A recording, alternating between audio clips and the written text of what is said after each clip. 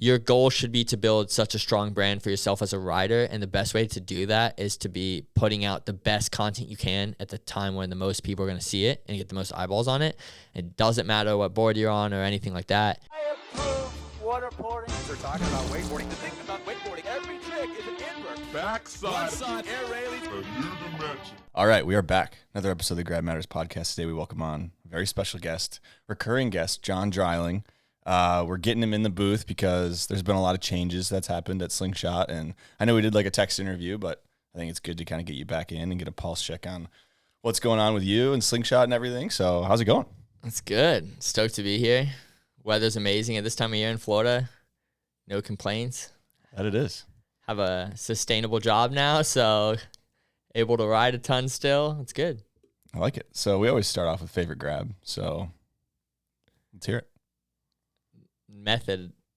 I don't know if there could be a better Hot answer. take: method's overrated on a wakeboard. Somewhat agree, but I don't know a better answer. I mean, You know what nobody's ever said is tail grab? I don't if think. someone said tail grab. I mean, it's rare though. Like tail grab feels good. Someone recently just said they like doing a tail grab, but not necessarily watching it. But yeah, I like tail grab. I mean, method to me does feel really good too. Yeah, when you get one for sure. Are you talking boat or cable? Because I think there's a big difference. All of it. I like it on boat, but honestly, like the best feeling thing is to just charge a kicker and like do a method. But the problem with the method is like it's specific. Like there's a maybe this is a hot take.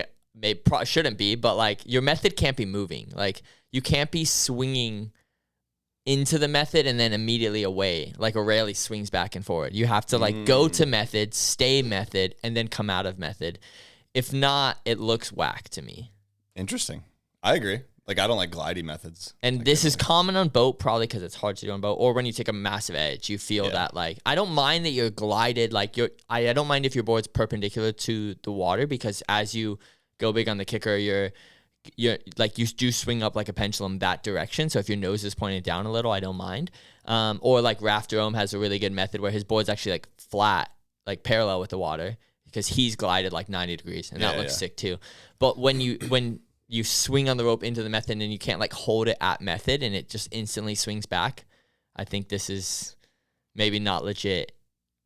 But fair. So the method has to be like, Okay, I got a question hold on it at method. Because there was a comment section that went off, and Bill McCaffrey said method is not a grab, it's a trick. I mean, what is a trick? I mean, that's yeah. Is a toe side straight air a trick? Technically, I guess. I don't know. Then any grab is a trick, I guess, you know? Yeah, that's kind of where I lent. But I know what people are saying, that a method is more than a trick. Like, It's more than a trick. I think that's what he's trying to say, right? Oh. That it's like, more than a grab. It's more than a grab. Like, an indie is a grab, but people always used to use the word maneuver. Like, it's a move, it's a thing. It's not just a grab. But to me, a grab is a trick. It's all a trick. Yeah, I don't. Then getting lost in the weeds on that is just kind of a fruitless endeavor. I think. Like it's a grab, it's a trick. We it's need both. to call more things tricks. Like Murray did 8 tricks or something to do when you start wakeboarding, and it was like surface 180, like edging outside the wake on your heels. Like these are all things you Anything learn but riding to do. straight, I think, is a trick. Yeah, and Correct? that's like and if we celebrate those baby steps, people will get more hooked to wakeboarding earlier, I think, because they feel As long as they they're learn learning. the baby steps. All right, so method favorite grab. We like that. Let's Sorry talk. for the Let's talk the tangent. new job. Let's talk. What I mean, obviously, people probably didn't see the text interview, or they did, but for people who didn't, like what's going on with your life and Slingshot? What happened? Yeah, I'll keep it brief, but essentially, I was doing a bunch of events and working on Red Bull projects, and it seemed to me, building cable parks, it seemed like a lot of the things I've been working on were slowing down. So I reached out to a few brands that I was riding for, saying I'd be more interested to get more involved. And the 2 main ones were Unit and Slingshot. And eventually took time for things to move around, and both of them offered me something. And Unit started with the surf, doing Unit surf. Then Slingshot came, and we were talking for a few months before, and it just worked out where Jeff McKee ended up taking another job, because I think my role wasn't Jeff McKee was going to still be at Slingshot, and I was going to get involved in another way, but they were trying to figure out what was the best fit McKee told them he was leaving. He told me too, which was really rad because he's the one I told I was interested in working for Slingshot. He said he recommended me, so thanks, McKee. And then yeah, he told me ahead of time, like, they're gonna call you. They seemed down with the idea, and then the next day I got a call and they offered me to the title is Director of Wake Sales and Marketing, so pretty much taking over Wake and marketing sales and marketing for the Wake department, because Slingshot's sort of broken into 3 or 4 with wind, ride engine, Wake. Wind is broken into 2 categories, but And in Wake, you're talking foiling too. That's a big part of your job. Yeah, so I actually do anything that's not really wind, I suppose. So which is just pump foiling, wake foiling. Pump foiling. Yeah, so dock foiling or whatever you want to call it, but that would be when you just dock, start, and pump, like McKee did a lot of. Yeah. Wake foiling and wakeboarding, which we don't make wake surfboards anymore. We don't make boat wakeboards anymore. So It's pretty much wake park things for wakeboarding, and for boat it's straight foiling, and kind of handle so it's pretty much 2 buckets. Yeah. Okay. This is actually a great time for a Patreon question from Daniel Jarrett. So I want to give a huge thank you to everybody on the Patreon. Your guys' support is what keeps this podcast going. So thank you for all the questions, and thank you everybody who's on the Patreon. He's going, rumor has it you're loyal to the foil these days. Sling has moved from boat, surf, and wake to foil and cable. Can you speak to that decision? Where do you see the future of foil heading? Example, e-foil, foil assist, boat, pair wing, etc. What do you personally love about the foil, and should we be concerned that you'll quit sending it on the cable to become strictly foil guy? I'm concerned.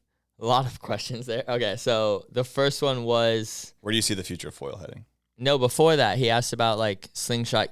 Oh yeah, changing, going right? From boat, wake, and boat surf. Yeah, I think this is an interesting question because I get asked this a ton. This is the most common question I probably get asked since I started, which is, are you bringing back boat wakeboards? Are you bringing back wake surfboards? And the decision to not produce those anymore was, we just really want to focus on our strengths and where we're good at, and not dilute our attention to too many different things. So foil was, Slingshot pretty much brought the foil game to the boat market, and foiling really without being powered, not being behind a kite. They were a leader in that. And so that's always been a heart of the brand. And then, of course, Wake Park has been such a main focus. And I think, especially on the boat, we can talk about it foiling's blowing up. There's so many new products. There's so many different ways to foil. You can sup foil, foil assist, like he was talking about, prone foiling, wing foiling, kite foiling, wake foiling, pump foiling, and it keeps going on. And, there's so much product you need to make for those things. There's a lot of R&D and so on. And it just felt like, we weren't a market leader in the surf. We weren't a market leader in the wake boat scene. And to try to put attention and marketing dollars towards some of that, and maybe not do foil as well, maybe not do wake surf as well, is just not something Slingshot wanted to do, which I really like that decision to just go narrow, really focus on what you're good at and make the best product possible, and let someone else kill it on the wake surf side. So there's a lot of money in foiling too, because foils are very expensive products. Yeah. And it's growing a lot. Yeah, that's something that's interesting to talk about too. The state of foiling and everything. Maybe that's somewhat of what Dan said, but with the wake surfboard, you might have 2 wake surfboards as a family on the boat. And those wake surfboards at most are going to cost $1,000. Yeah, you're skimming your surf or something. Yeah, $2,000 maybe. With wakeboards, it's somewhat similar. I mean, it used to be a bit different where you'd have a board for a kid and so on, but most families still are not buying that much. But on the foil, even one person, they're going to buy a whole setup, which at a decent foil starts around $3,000, a whole setup. And then there's obviously beginner stuff, but that's where they're going to get. And then they're going to upgrade wings. They might have a bigger wing for a kid, smaller wing, and then they're going to have a wing for when they want to sup foil and maybe a sup board and so on. So it adds up a ton, and there's a lot of reoccurring purchases that you don't see as much in wake surf and wakeboarding. I mean, in wakeboarding you might break the board more than wake surfing, but there's a lot of return customers, and the dollar spend per customers is higher, which is ultimately better for the industry. With people, there's people more money to feed the people that are working in the industry. because same people working for those, for that, for the foil side as well. And ultimately the brands just get healthier, I think. And yeah, we just have to remember that wakeboarding's still a thing, and we got to defend the shield, is what I say. Like the NFL, I got to defend the wakeboard shield. I can't be just like, I don't know, because like wakeboarding is cool. And it's, I guess, compared to wake surfing, because the wake surf revolution happened, whatever, 10, 15 years ago. And now we're kind of in the meaty part of a foil revolution, I feel like. So like, yeah, where do you continue to see foiling going and compare it to wake surfing? Yeah, I have some thoughts. Noah came on and talked a lot about it, and he's obviously a lot more of an expert than I am in this world. I'm just going down the consumer journey, which is really cool to be a beginner again and to be learning a bunch of stuff. That's probably why I'm so hyped on foiling right now, is both I do need to learn the product. I want to be an expert in the product and be able to talk as clearly about foils as I can about wakeboards. And also it's fun to be a beginner and learn a bunch of stuff again. And there's so many new aspects. Personally, I think the foil is going to break into two waves. It's going to break into kind of on the boat where Noah's going, which is a lot of trick-based, mostly strapped, because only Noah and a handful of others are able to do some crazy tricks strapless with airs. And that'll continue progressing, just like Noah talked about. I think there's another aspect of just like, you look at foiling in Europe, there's a huge pump foil community where they're just dock starting, and these people are like 50 to 70, most of them. It's pretty crazy. A little workout action, a little lower body, a little cardio. Yeah, and I think this applies to the boat in a way where people are just going to take like an exploration route. They're going to get into all the gear and trying different wings, and then like pump, like exploration as a rider, where they're going to try to go to the fourth, fifth wave. I think Chase Hebner is the best example of this. And then there's going to be I think there's going to be a lot of progression in the speed of foils and people being able to catch back up to the boat with minimal pumping. You can do this when you turn, but I think so many of these like linking wakes together and just what you would do on a surfboard, but combining linking waves is going to be huge. So, that's where I see it going on the wake side. And then those people specifically are more likely, I think, to take to going to the ocean and so on. And I think it's really cool because actually it's such a big opportunity for people in the ocean to get on the boat. I don't think people in the ocean want to wake surf, but I think they would wake foil. For sure. A lot of people in kiting, a lot of people ocean surfing, when there's no waves or no wind, they see wake as like a just as legit and just as good waves and stuff. And I don't think that's the case with wake surfing. You're riding the same setup, and it can be technical on the boat. And obviously a whole new style when you start strapping in and doing a lot more airs. I know that it's not probably the surf guy is not going to think it's as legit, but like a kiteboarder or all these people, it's another way to ride. And yeah, it's cool for sure. Before we move on from foiling, we got a quick fuck, marry, kill. Wakeboarding, wake foiling, wake skating. Oh, dang. Is this like a industry-wide thing or a personal thing in my personal life? Personally, I think. Damn. Well, it would have to be that I kill wake skating, not because I want to, but just because I really don't do it, so my life wouldn't change that much. Okay. If I get to consistently fuck, it would be wakeboarding. No, that's not how it works. No, I only get one bang? It's a one-night stand, I thought. I don't know. Basically, if it's my not a side mistress piece. would be wakeboarding at this point, and my wife would be foiling, because I think foiling's gonna love me back a bit longer. And that is the end of this interview. Thanks everyone for tuning in. He is marrying foiling apparently. No, but if it's a one-time thing, then I want to marry wakeboarding. All right. I guess I don't know the details on that one, but that's kind of what I expected. All right, so let's actually shift gears a little bit and talk about what it's been like working with Wes, because at the Slingshot offices, I guess you could say, you guys had some changes, and Wes was brought on as well. So I know both of you guys pretty well, and you guys are definitely different people, for those who don't know. Both very talented in your own rights, but I wouldn't put you guys as you think the exact same, which I think is a good thing, but I'm curious to hear what it's been like working with Wes. Yeah, so well, first of all, the whole team at Slingshot is so rad, and I feel so thankful to be given this opportunity. I feel like I'm surprised that I didn't have to come in at somewhat of a lower level and prove myself to them.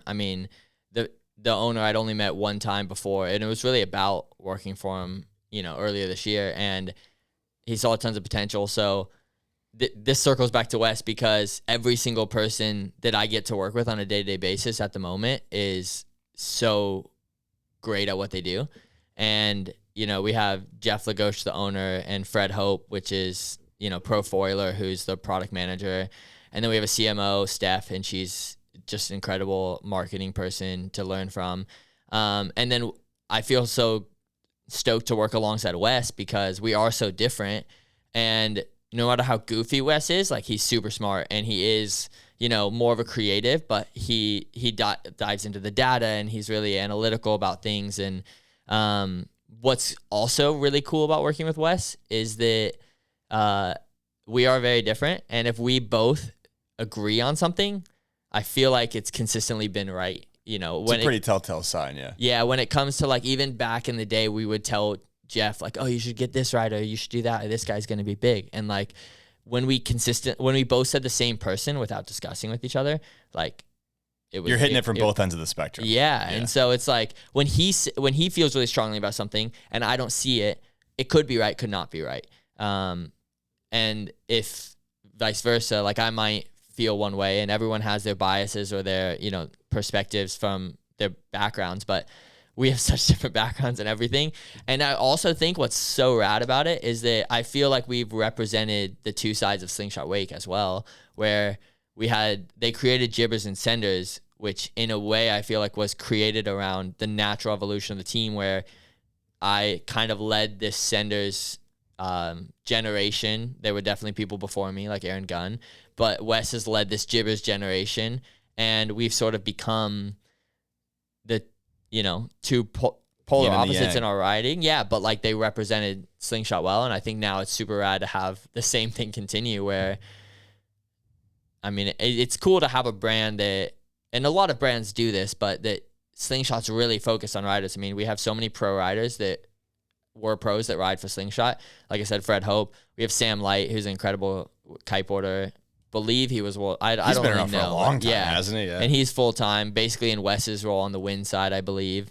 And then we have Alex Fox, who's a pro kiteboarder, and he is our creative director. So currently at the team, we have a ton. Jeff Lagoche and his brother were riders as well, and they founded Slingshot. We had McKee, Brandon Scheid. Like, it's been so rider-focused, and me and Wes pretty much run the thing, so it's really rad. Yeah, it's cool. I've always been a fan, and I know you've been a fan. I think a lot of riders are, of having riders behind the scenes. I think it's super important.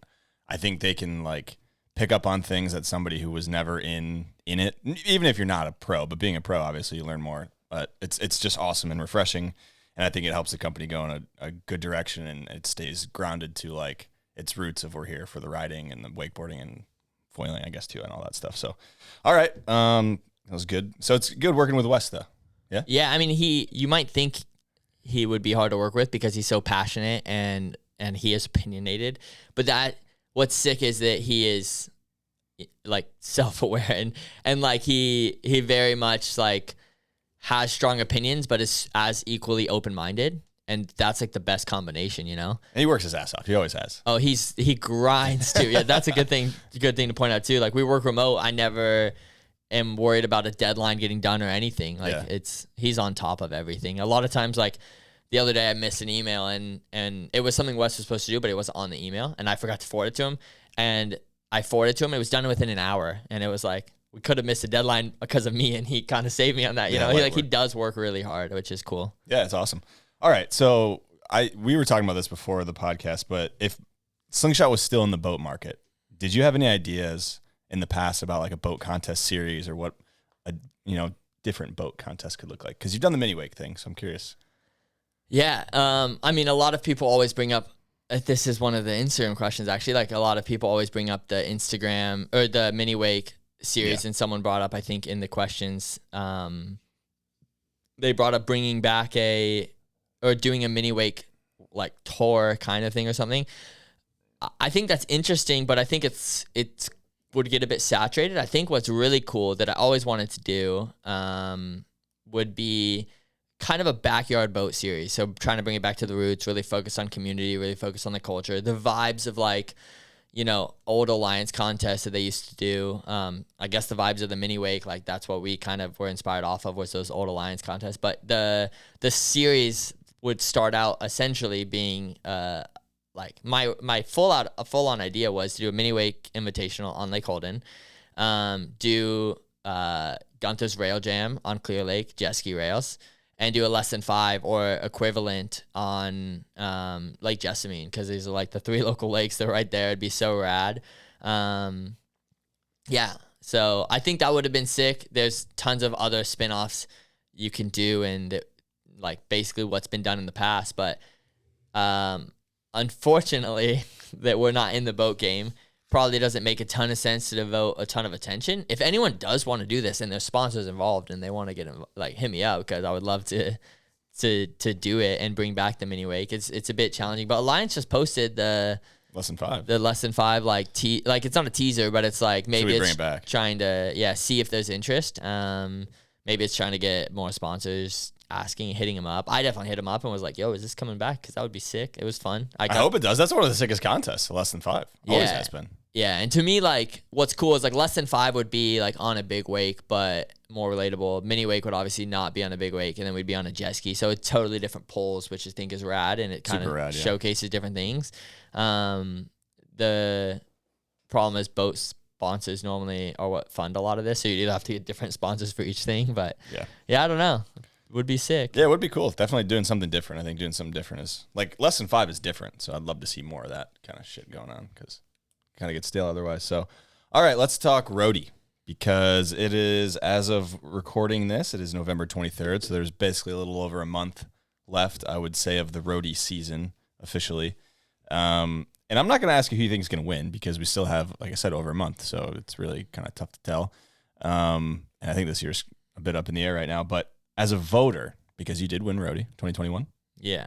What do you find important? What are you looking at? Okay, so personally, this is actually a conversation. The voting to me is more, I guess the background is Alliance asked the people that won, and maybe not everyone that won, but people they find still are tuned in and paying attention to a lot of things, who they think should win. And I would say that, like, it's not like every vote's created equal, like a normal voting contest. It's more of a conversation you have with them, and you say, hey, this person to me deserves the award for these reasons and so on, because they get to weigh a little bit too. Like, are these legit reasons? Does this feel... or do you have a big bias if you just like that guy that year? Yeah, or are you tuned in? Did you, like, because they might say, well, we're thinking this person, we've heard this name a lot, and then, you can have a kind of a dialogue. So it's not so simple, black and white, you pick a person. I typically pick, like, oftentimes I'll give them, if it's close, I might give them like a boat person and a cable person and kind of differentiate why. But in the end, I do normally say this is the one that I think should get it. And the reason, the things, when I first had that opportunity, I asked them, like, is there criteria, kind of what is it going off of? And they gave me 3 things. And those 3 things were basically video parts, contest results, community involvement. I didn't know contest results were in that. I think it molded over time. Yeah, I wouldn't say all these are equal either. But I would say, like, a video part, they said video parts, not like Instagram clips, right? And of course, if you win a bunch of stuff, I think it matters. But I would say contests are, like, these are the things they want you to consider. And I think a good way that I've explained it to younger people, because we all as well, like me and Gunther and Tom, like we've all talked about it as well before they call us. Like we all brainstorm. We don't want to miss anything. We want to make sure, like, we get different perspectives. And I think the way I've explained it is, like, it's sort of who is, like, the guy at the time or the girl at the time. And it's like, by that I mean, like, it's not just based off the 365-day year. Maybe it could be, but that's not, when I asked, that's not necessarily how it's based off of. It's the easiest way to think about it is, like, who's the hottest person at the moment. You have to have an amazing year as well.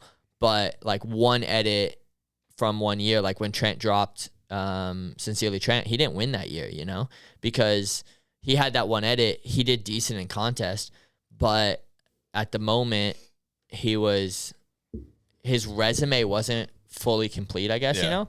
And I think a good way to think about it is like, or the community involvement side, I think about a lot of like, who is the best representation of being a pro?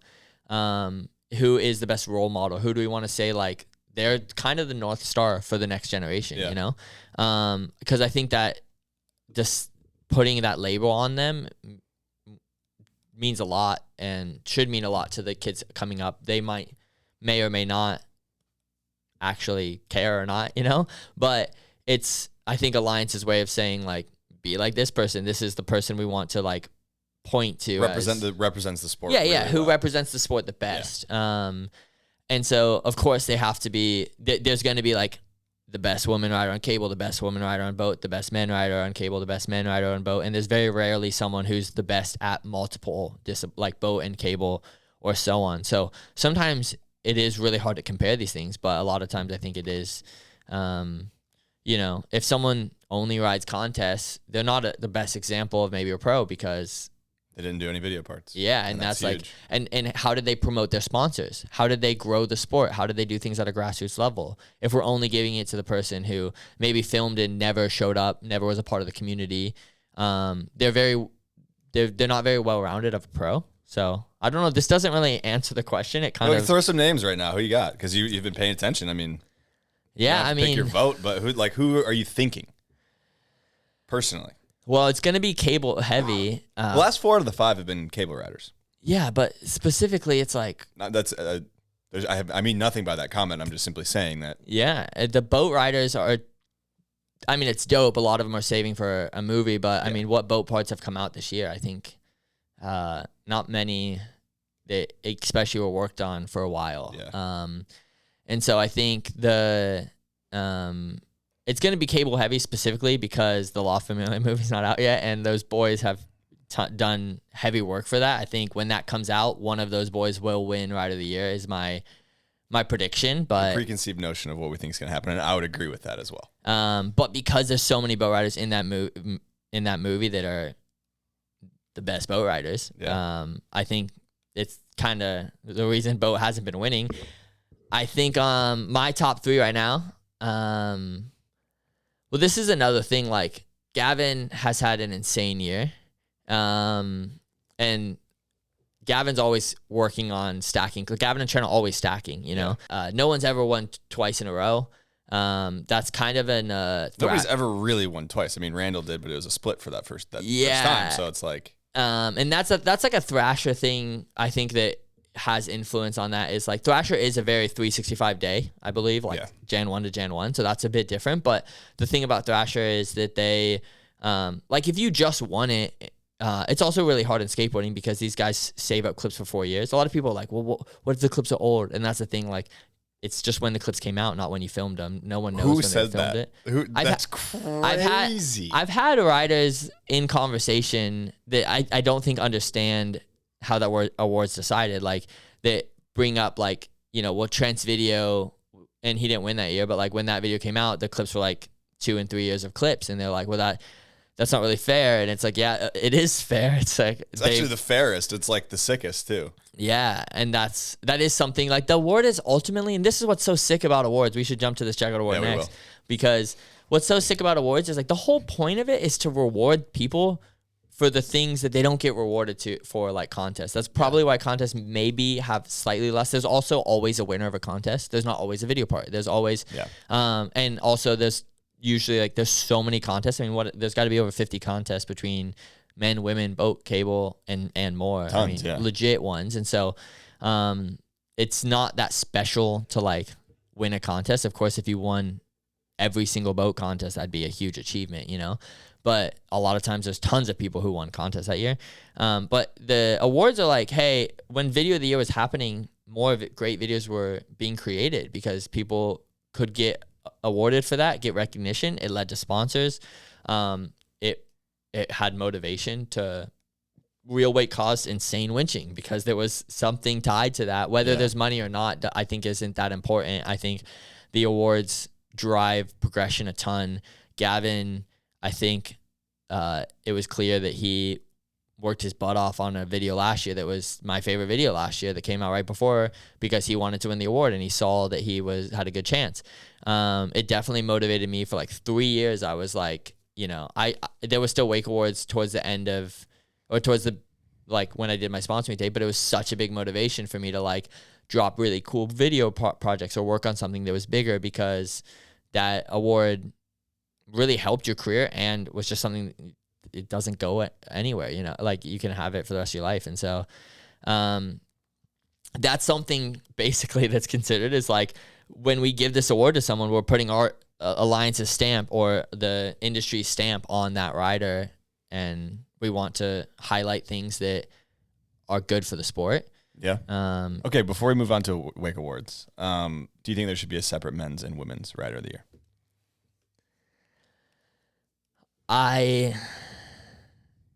This is tough because, well, so I made 3 names for this year. Oh, true. Are probably Rivers, Maddie, and Gavin, to put it simply. But Gavin just won, and I think there's, again, he has a lot of momentum and stuff, and that's important. But he kind of already got a video this year, this calendar year.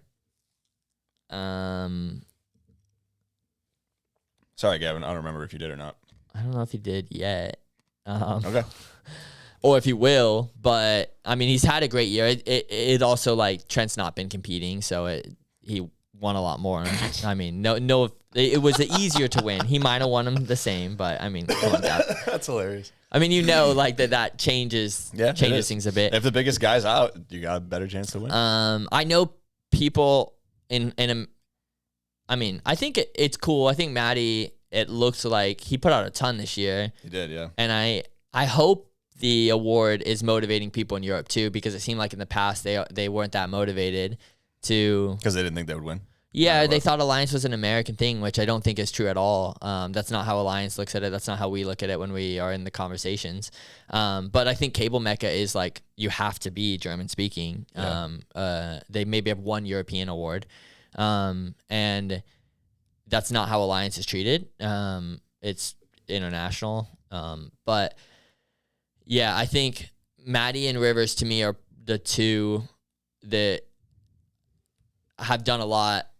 Maddie obviously just put out a banger edit. I'd say he's probably in the lead right now, but I know there's more coming from quite a few riders through the end of the year. Yeah. Even people I didn't name on that list of 3. And yeah, I mean, Graham won it. Basically had one, like he did a lot for the community that year he won it, but he had a video come out that was like super long and it pretty much was like that video won the whole award, you know? Yeah. So anyone could still. What was the question? Men's and women's ROTY. Okay. Should they be separate? So I think that It's going to be a discussion. Let's say a woman wins Ride of the Year. Okay. Then you make a women's ROTY. Okay. Just like wake skaters have one Ride of the Year. And then you make a wake skate one. It kind of sucks because it takes away from that person, like if you started doing no overall ROTY, like, and you did, boat Ride of the Year, cable Ride of the Year, wake skate Ride of the Year, so on for all men and women.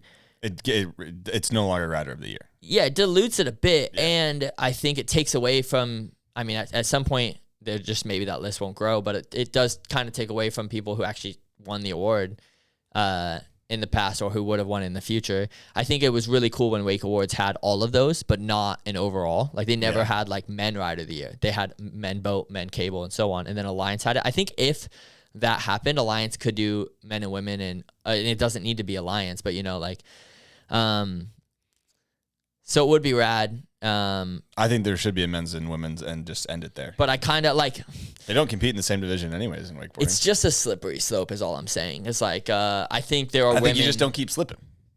You slip down to that slope and then you don't keep slipping. Yeah. That's it. It's men's and women Rider of the Year. Yeah. I mean, because it's great to think that, you know, a woman wins it and then now we can have a woman and a men's, but like what if a woman never wins it? well, I think if like a woman wins it, then you make it a woman and a men's. It's dope that they paved the way, but it's also like, well, they did something no one else ever has a chance to do again because they won it in basically the guys category, if you want to call it that. That's Yeah. how it will be viewed in the future. It's not considered a guys award right now. It's not even a wakeboard award. It's just an award for water sports, basically.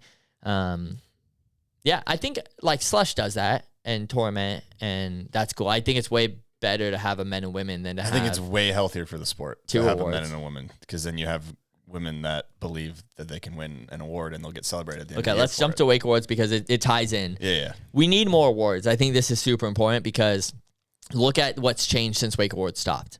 So many less video parts are happening. I think like trick of the year, a lot of tricks were going down really close to that date. I think when trick of the year was still happening, Thomas was trying the triple flip. I mean, I filmed him for 2 or 3 years, and it was like right before Wake Awards. So we like filmed for like 2 weeks before Wake Awards and then wait till the end of the next season. And so I think like it clearly motivated people. It probably led to Cody's triple flip and things like that. There's countless things you could bring up. So we need more awards in general, and there should definitely be equal women and men awards for that.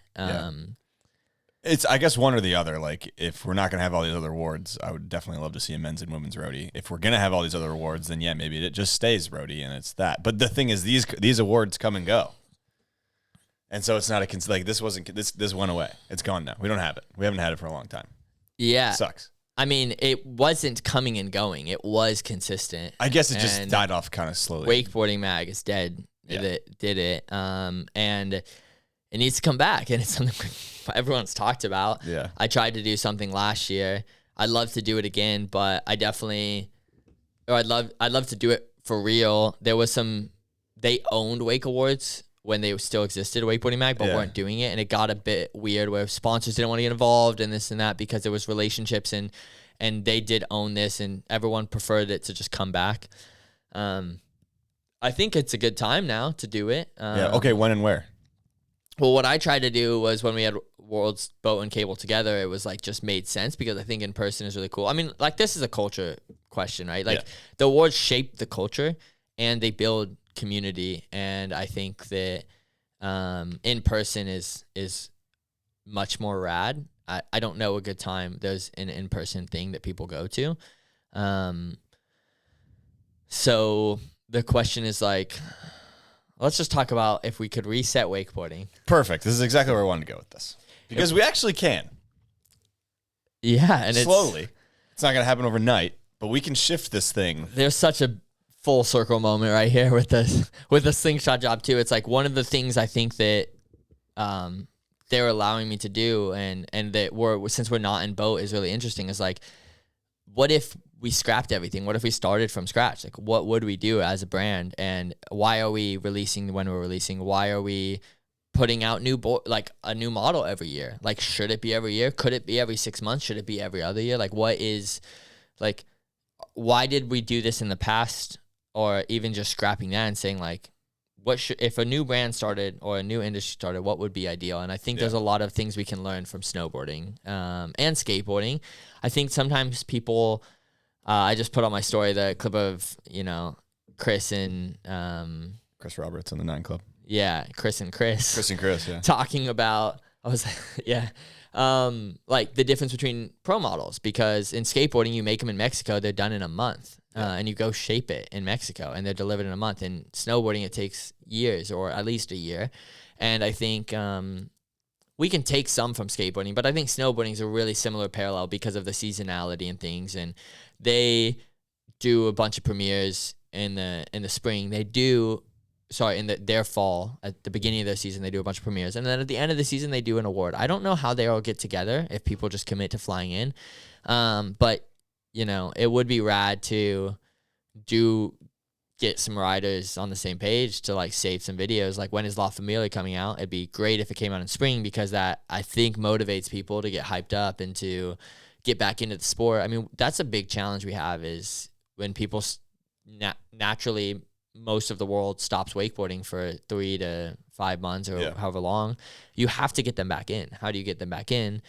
I'm watching all the new snowboard premieres and I'm getting hyped and I'm having to take trips to snowboard, but I'm like, now I'm planning trips with homies like a few months in advance. And I think that would, move the needle a lot. And at the same time, we can piggyback off of that. And then I think a Wake Awards could happen, a few months after. So instead of like announcing doing something in January or do something in February, we could just do it in March or April. And then you think about it, like people film all summer, they edit all winter. We have a bunch of premieres, like beers and premieres. I mean, was rad when we did beers and premieres and Ride of the Year, but it was in September.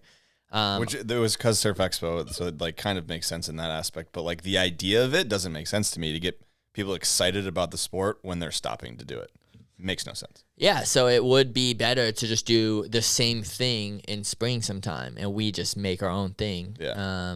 I think this would be rad. I think there's so many things you could piggyback off of that. And again, it's all just about momentum of like bring people back into the wakeboarding scene. Even if they own a boat, you know how many people like just wakeboard significantly less the next year just because they get out of the habit. And then, it's a process and got to de-winterize and this and that. They might do that later into the season than if we hyped them up sooner. Yeah. Yeah. So. Yeah, I don't know if for people who haven't been to premieres, I guess it's like I personally feel so much energy when I go to a premiere, and it makes me want to go do the activity. I saw someone do something sick. I know they spent a lot of time on it. They waited for it.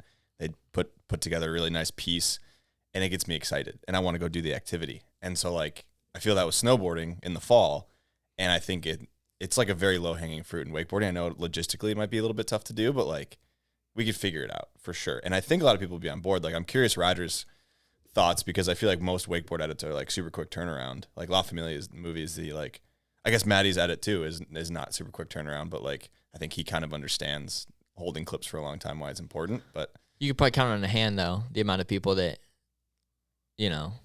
like think about this. People might not realize, I don't remember the numbers, but you spend $200 million filming a Hollywood movie. They spend like $50 million promoting it. Like people know how much money that goes into the production, but like the percentage of money that goes into promoting it and all of those things, and you directly see that on that level. I think we would have the same thing. Like how many riders actually think about like a release strategy, a campaign to get people to watch the video and so on. And then we say these things are dead, and it's like, no, there's just a lot more people fighting for the same eyeballs now. And it's so easy to make a video on your phone, whether that's on Instagram or, to make, we're competing with those. Every clip, whether it's an Instagram clip, a TikTok dance, a Hollywood movie, a YouTube vlog, like these are all competing for what the same things we're trying to post, you know? And then people are getting smart, they're working hard, they're making plans, and we're just, we just edit this and throw it up on, and then we say like web videos are dead or something, or some people might have that take. I definitely don't have that take, but I just think we think more about it, be a little more intentional, Yeah, and I think kind of give people like not the rubric, because you can do whatever the fuck you want. If you want to post and edit in the fall, go for it. But like, I think what I'm saying and maybe what you're saying is it just makes a lot more sense to do this thing in the spring, and to sit on clips for a long time, I think has a massive benefit to riders and people who edit it, because you can watch the clips over the next 3 or 4 or 5 months and realize maybe some of those weren't ones you wanted in there anyways. But if you edit it in a week, that you might not have those feelings. So it's like, it has a lot of hidden benefits that are like caked into this whole thing, which is why I'm such a big proponent of it. I'm just curious if like everybody else would be on board in the industry. Yeah. I mean, I brought up the movie thing, but I think a better parallel is songs. I've been listening to a lot of like podcasts with producers and things like that, and there are times where a song has come out like 4 days after it was written or recorded, and they just released it as a single. They knew it was hot. They knew that nothing else was kind of on the radio at the moment. However, most of the time you look at them, like they create an album and they sit on it for like months as well. But, and it's not just to sit on it. I think timing matters a ton. So when you release it, whether that's in the spring versus like December, I think you're going to see a huge difference in views.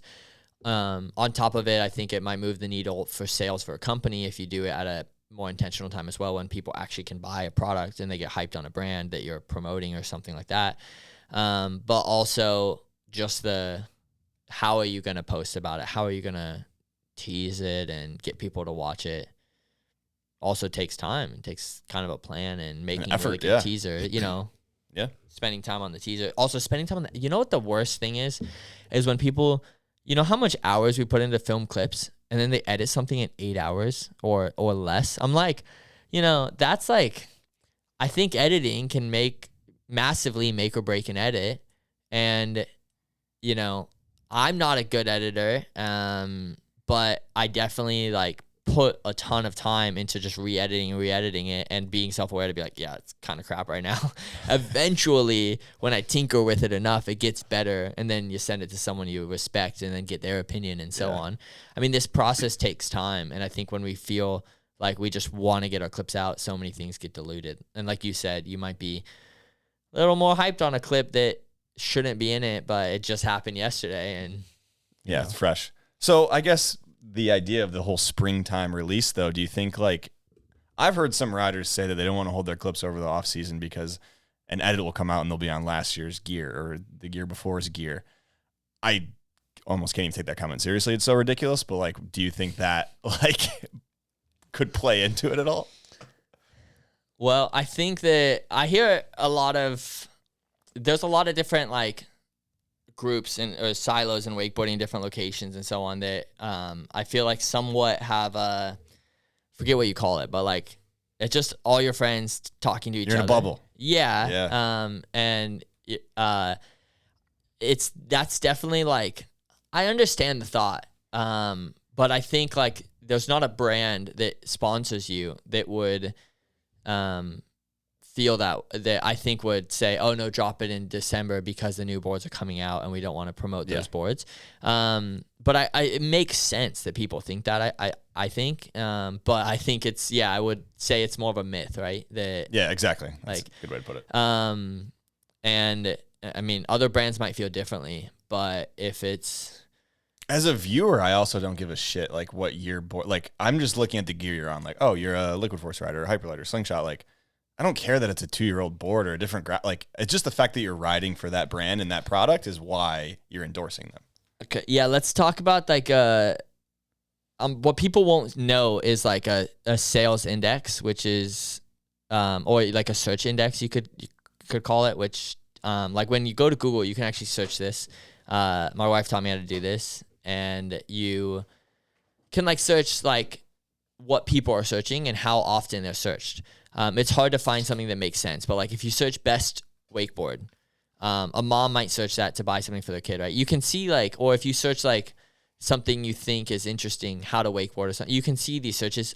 As a brand, we can see the sales, and it's like, it's what you think, but it's maybe more drastic than you think as well. Like that all the sales happen in the, you know, May till August. Through August till beginning of September is what we say with cable park sales. Late Labor Day. It's very it's very clear. But also with board sales, it's insane. And I think that both the views in that time as well as the like people aren't going on YouTube looking at wakeboarding. They're not going to be fed wakeboarding clips. You know, they're not going to. The algorithms are not doing that. It's not like it used to be. So JB O'Neill has shared like how big his drop off is. He's told me, like, I mean, not the exact numbers, but he's like, dude, it's such a small percentage in the off season of people that watch videos about wakeboarding. Yeah, and I mean, his videos are getting, some of these videos will get consistent views because it's getting reshared. And I mean, like, that's happening to Hacked right now. It's got way more views in the last 2 or 3 years than it did in the first 2 years. And it's just like YouTube putting this as like a recommendation. Yeah.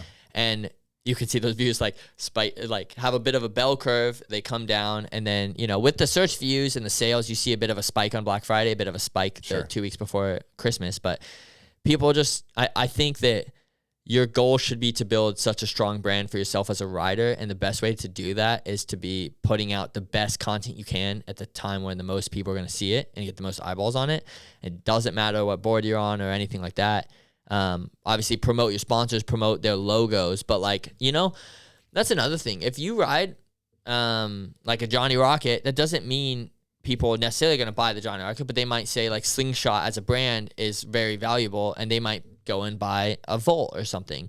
And so, it's the same with graphics.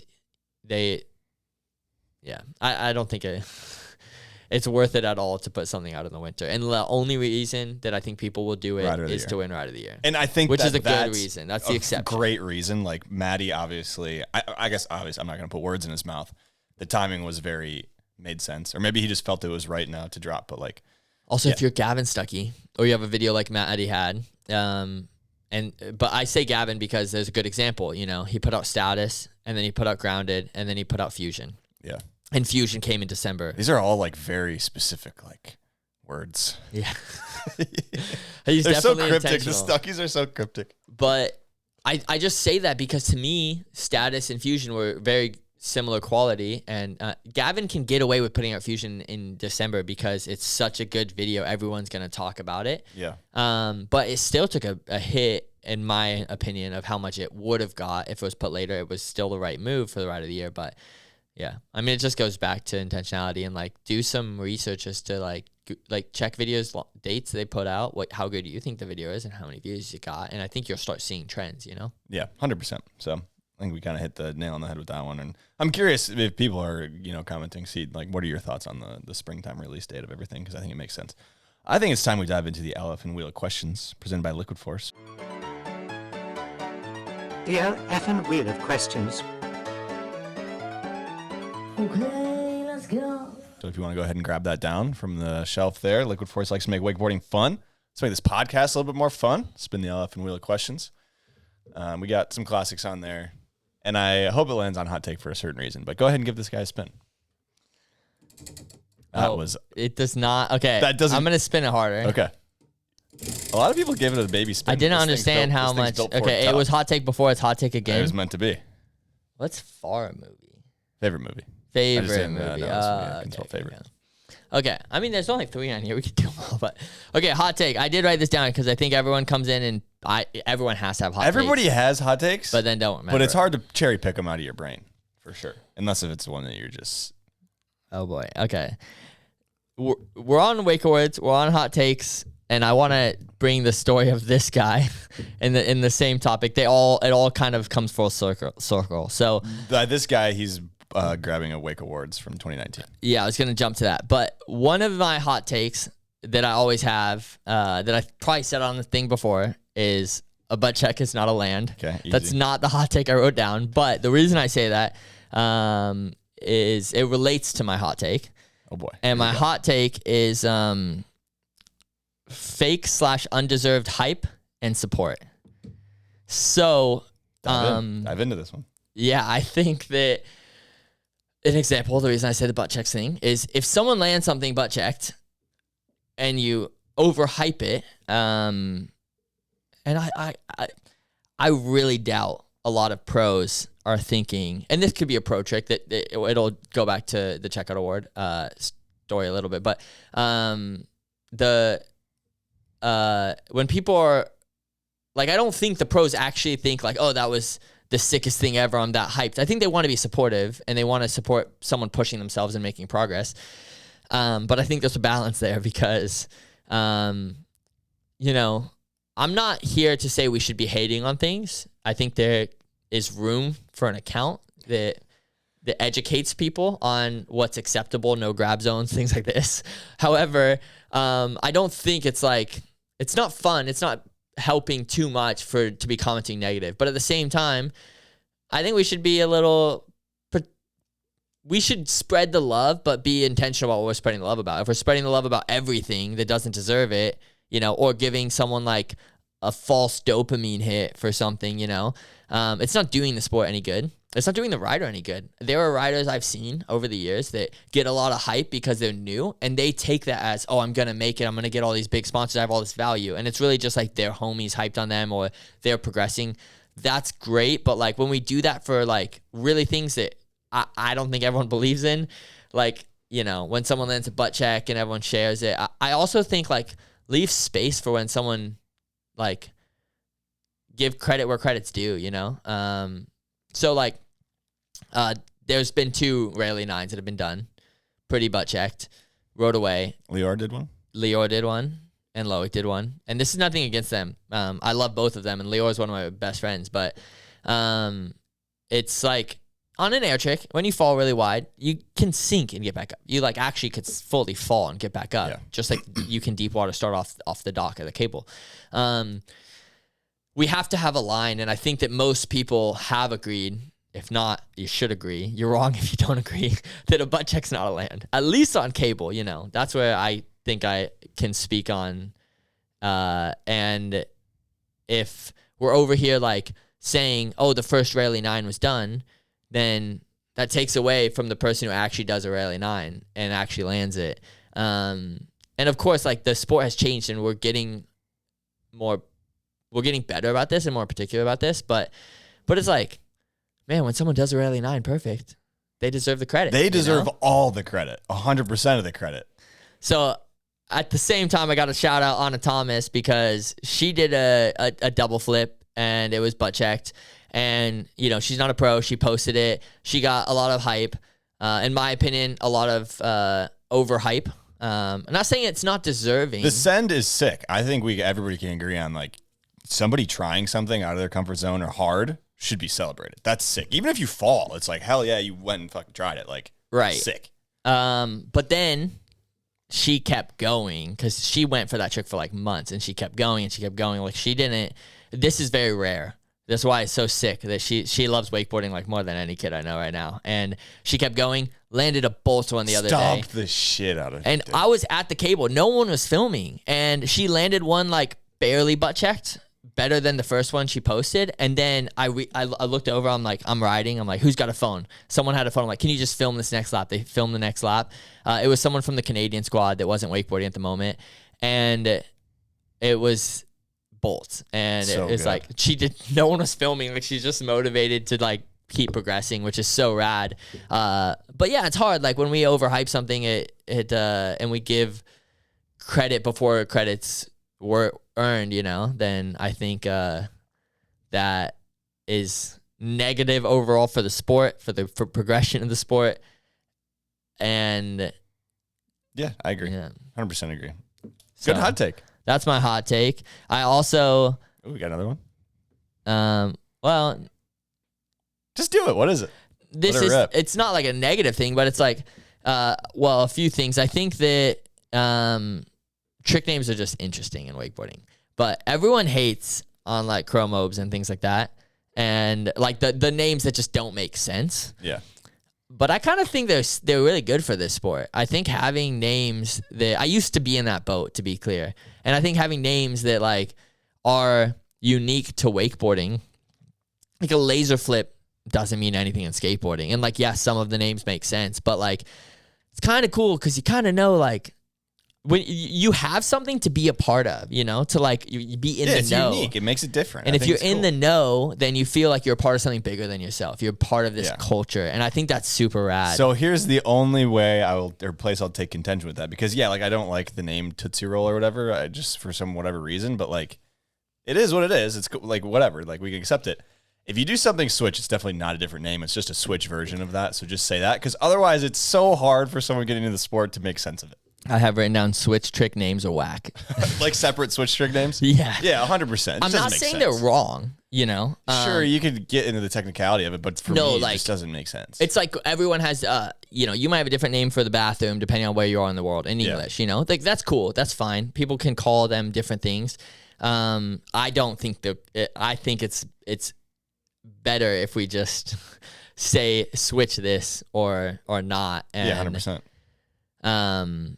But that's just how I operate. I think the worst thing is when people call what some might argue is a back nose blunt. They call it a back nose because a back nose, this is the one rule I'm hard against, is like you cannot name you can't name. Imagine if we called the indie grab stalefish. Like snowboarders would be like, what are you doing? You know what? We did that. We did that with the nuclear. We called a crail grab a nuclear. And it's like, the problem is that's a thing that exists in the world, you know? We can't just like be like, no, never mind. And a back nose It'd be like calling a 540 a 360. You just doesn't. Yeah, you just can't do it. Yeah. So that's my That's a good one too. I like that. You can't call a back nose, for people who don't know, in skateboarding is when you come in backside to the rail and you pop on your nose. No trucks cross the rail or the ledge. And so you're in a board slide on your nose. You're not in a back lip on your nose. Yeah. And so you cannot say back nose as short for back nose blunt or anything, but don't need to get that nerdy. But I think we need to be both. It's cool that we have some unique names, and I think I'm on team like keep the name Tootsie Roll, even though it's not the coolest name, but like there's a lot of whack names in other sports that you just like associate as a name, you know? 100%. Like no one thinks it's whack. Yeah. And we just overthink it, you know? I think the only thing I'm pretty hard on is the switch thing. Like just it's not a different trick if it's switch. Like it is what it is. It's a switch version of that trick. Just say switch, whatever. Yeah. So all right. We got a LF'n wild card from the crew at Liquid Force, and they're wondering, GOAT, who you got? Haven't asked GOAT in a while. I don't think. I think maybe only 2 arguments can be made on men. I mean, a lot of arguments can be made. Yeah, actually, but in my head, I currently have Parks and Raph, and I think I lean towards Raph. What I love about Parks is like his dedication to like everything he's done for the sport still. That's where I lean heavy on the Parks one too. That's rad. I used to be we are very lucky to have a guy like Parks. I think it's if you're talking about as an athlete alone, probably would say I would probably lean to Raph. Yeah. But also I'm biased because that's my generation, you know. But I think for women, man, it's like I think women to me is pretty easy. It's hard not to just say Megan. Like it's just like it's almost like the only reason you wouldn't say Megan is because you're like, yeah, well, she's still got more time. She can do more, you know. Like Dallas, like the impact people like Dallas and Amber have had has been insane. Yeah. Maybe and when like, Dallas was big, Dallas was bigger than wakeboarding. Yeah, maybe Dallas had the biggest impact on awareness, and maybe Amber had the biggest impact on like grassroots events and other things, as well as like both being insane pro wakeboarders. But as an athlete, I think Megan's like resume is just insane, you know? And that's even without like a couple of banger video parts. Like she's had some videos, but like, dude, she could just drop one in the next couple of years. Come on. I think she's still like she's been dabbling in the winching now. Like she hit some spots. Yeah. And she does she has like this passion to do a lot for the sport too. She's just young, so I think like you'll see her have the impact that like Amber has had on the sport as well throughout the years when she has more years on it. But like if you're talking as like an athlete, again, I'm a bit more. I'm sure there's a lot of Amber and Dallas did that I didn't see, but.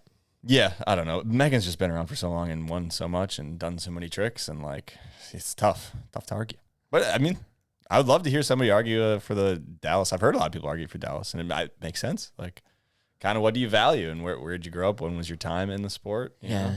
It's hard. Dallas like was, I believe, from my understanding, was so far ahead of everyone else at the time. But then there's less people, so like Zara's so good, but I mean Megan's got like 9 world titles or probably something like that, and it's just insane. She was so good on cable back in the day too, and she's still good, but like she won events in cable, you know, and she winches, and like she has a pretty big resume, so I don't know.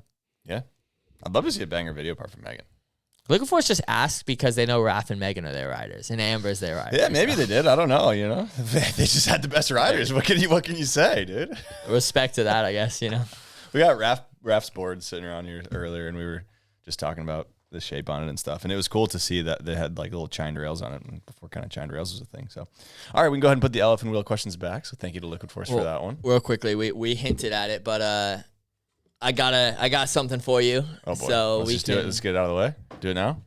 Well, first of all, you can have these have been sitting here, and anyone watching the video might be wondering, but I brought these for your office because I have the checkout award from Sam Brown. Want it, Sam? Come and get it. Went to Australia after Wake Awards, or was already in Australia maybe. So somehow it ended up in my possession, which is probably not the right possession because we don't cross paths too often. So yeah, I think you should just hang that up here, and when Sam comes on the podcast, Sam, you know, maybe when this movie comes out, we'll have you on the pod hopefully. And then get your checkout award. There's okay, what's in here? Yeah, I was gonna give you the Wake Award during obviously the Wake Award talk, but yeah. Well, we're here now. All right, John is unzipping a cooler. I don't know what's in it. It's a milk. It's raw. I went to a farm on the way here, and bought raw milk. It very clearly says if I drink this, not for human consumption, not safe. Then how do you buy what? But if you read in the fine print, it says because it's illegal to to sell to humans to Due drink. to the requirements of Florida law and pasteurized milk ordinance, this product is labeled not for human consumption. Now, I asked them before I went. I called them up and said, "Do you have raw milk?" And they said yes. And I said, "Okay, so I know we're not supposed to drink it, but if we happen to a kid happen to accidentally drink it, would they get sick?" And they said, "Well, I don't know, but no one's ever called and said that the cats have gotten sick from drinking the milk." So that's the best answer I got. That didn't really like calm me down at all about drinking. No, this. but I'll do it with you. Should we just? But that's the fun part. Okay, so Hunter, for those that don't know, has a milk rating. I have reviewed over 100 different milks. And I went through it, and you don't have raw milk on there. I do At least not. it's not labeled raw milk. So I think you need to do a live rating of this milk. And Okay, then let's you go. need to post a story. We'll take a quick break, go grab some glasses, and then we'll do that. We got some glasses. We're gonna do this live milk review. Raw cow milk. Let's see. Should be good. I Googled a ton too to see, and Smells kind of gnarly. I almost didn't buy it because I was a bit nervous, but there's a lot of mixed reviews on whether it's safe or not. Really? My bigger concern, well, raw milk is like, that's just raw milk in general. There's Looks like definitely people cream. who drink raw milk all the time. I know people who do, but my bigger concern was, did I source it from a good spot? But I don't know. I looked everywhere, and it's supposed to, What was the Yelp reviews? Google reviews, were they good?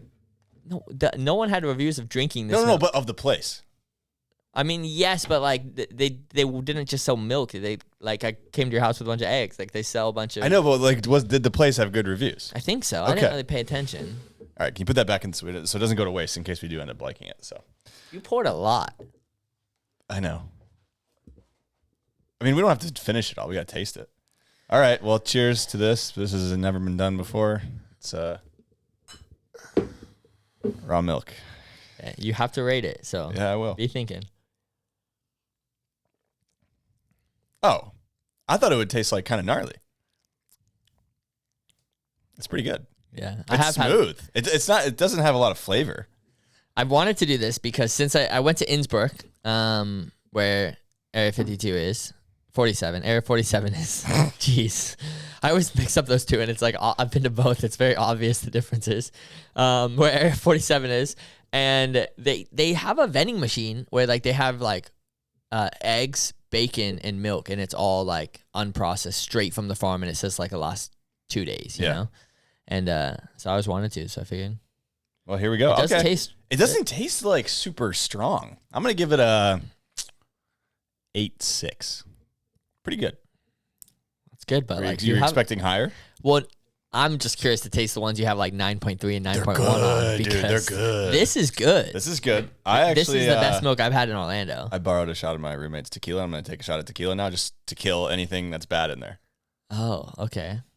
Yeah, but you're not drinking right now. You're taking some time off, so I know. I might be done for good. Honestly, we'll see. I'm not making any hard claims, but you're off the sauce. I'm 40 days now, which is like not a lot, I guess. But you know, I don't know. I'm loving it. For in this industry where like casual beers are super popular, 40 days is a long time. Yeah, every year I've done since I met my wife. Actually, I met her when I was doing my first time, like a month no drinking, and then it's like, I mean, I definitely like have a tendency to just like, it starts slow, and then I'm drinking every day by the end of the summer. It's hard not to with the industry and stuff, and I You say just every day. every day. Yeah, that's a lot of drinking. I mean, like, there was a point, like, when I was working at the boarding school, I was out at the projects, and there were beers from Surf Expo event that they did. There were, like, cases of beers. Every day at 3 o'clock, I would just, like, grab one because I was just kind of like, you know, I pretty much finished work at 3 o'clock and then would go wakeboard, and I'd get there a bit early. And, yeah, I would just, like, have one every day because it was, like, taste good. And then, I mean, I like to drink the taste of alcohol, but also like it's a bit of, I think it's more of a dopamine hit, you know? It's like you get addicted to like cigarettes too. It's a bit of like the Emotion or whatever. the anxiety, like a little bit of lacking anxiety, a little bit of no dopamine. So I stopped drinking alcohol and coffee for a week because I was, with the new job, I was getting so anxious because there's like so much more stress and pressure. Yeah. Realized like I'm maybe a little bit of an anxious person, but like never realized it because of so stopped drinking alcohol, stopped drinking coffee, and stopped biting my nails. And I was like pretty determined because people would give me a hard time. And it's like, you can't be on like a Zoom call with like a big investor. not a good look. But they were getting worse. And then, I couldn't do the coffee, but Coffee is never gonna go away from me. I only drink 1 cup a day. But I haven't bit my nails in the whole time. I haven't drank alcohol the whole time, and like there was so many like good times to drink alcohol, like good events. Like I have so many good memories, like drinking. You know what I mean? But like I'm all for people drinking, and like I think it's like I said, a lot of good memories. But like personally, on a health level, I wouldn't recommend it to like a kid. You know, I wouldn't be like, oh yeah, like these kids. This is like, gonna make your life better. Yeah, like when I'm hanging out with like Which I mean, these young groms, partying. Like there's some great memories you have partying. Right? Nothing against it. And honestly, like for some people, it does. Like I didn't drink until I was 20 because I graduated college when I was 20, and I was so focused on like wakeboarding in college that I just like never drank. And then never came in. And then I drank a ton, and then I was just like, you know what? Like for my goals in life, like I don't know, like kind of. So I'm pretty much just like stopped drinking, and at this point it was like, you know, normally it's a dry January, but I just stopped like with the job pretty much. And I'm like, I don't really have fun. I look at like the owner of Slingshot. I don't know if he didn't drink, but like Slingshot bought a ton of alcohol for people at AWSI, which was sick. Like they're so supportive of it. And like, or like having a good time, and like it's all about the vibes, you know. But then the owner like wasn't drinking, and I was just like, all the people like I look up to and respect, I'm like, oh, like that I want to one day maybe be like, I'm like they aren't drinking, so I don't know, maybe. I mean, I had Belcito on, dude, and he's like years now down the line. He's like, that was the best decision I ever made. Like, it was sick. Well, yeah, honestly, like that was super inspiring hearing that. I heard a lot of like some other podcasts, like Bombhole, different things like that. I mean, Chris Grenier doesn't even drink, and I was like, you know what, like, and then the craziest thing is like, you know, I used to drink at concerts and stuff, and then it would like be. Don't you have to go pee then? You missed a song or something? Oh, that's horrible too. But then I drank so much water, you know, and then my body felt so much better. I went to a festival, like a week or two ago, but also like once the dopamine level like reset, like I feel, obviously it's not back-to-back comparisons, but I felt like I enjoyed it just as much once I got like a long time, like 30 days not drinking. Like I feel like my body reset, and I had like way more hype from normal things that like before it's like I had to drink and go to the concert to get like that music, level of like, that vibe. And like, I don't know. So I'm like, feel good, sleeping good. That's good. Hell yeah. Hydrated, remembering more things. I've also have like such a bad memory, like connecting names and different things from hitting my head. And 2014 ROTY, who you got? Who won it?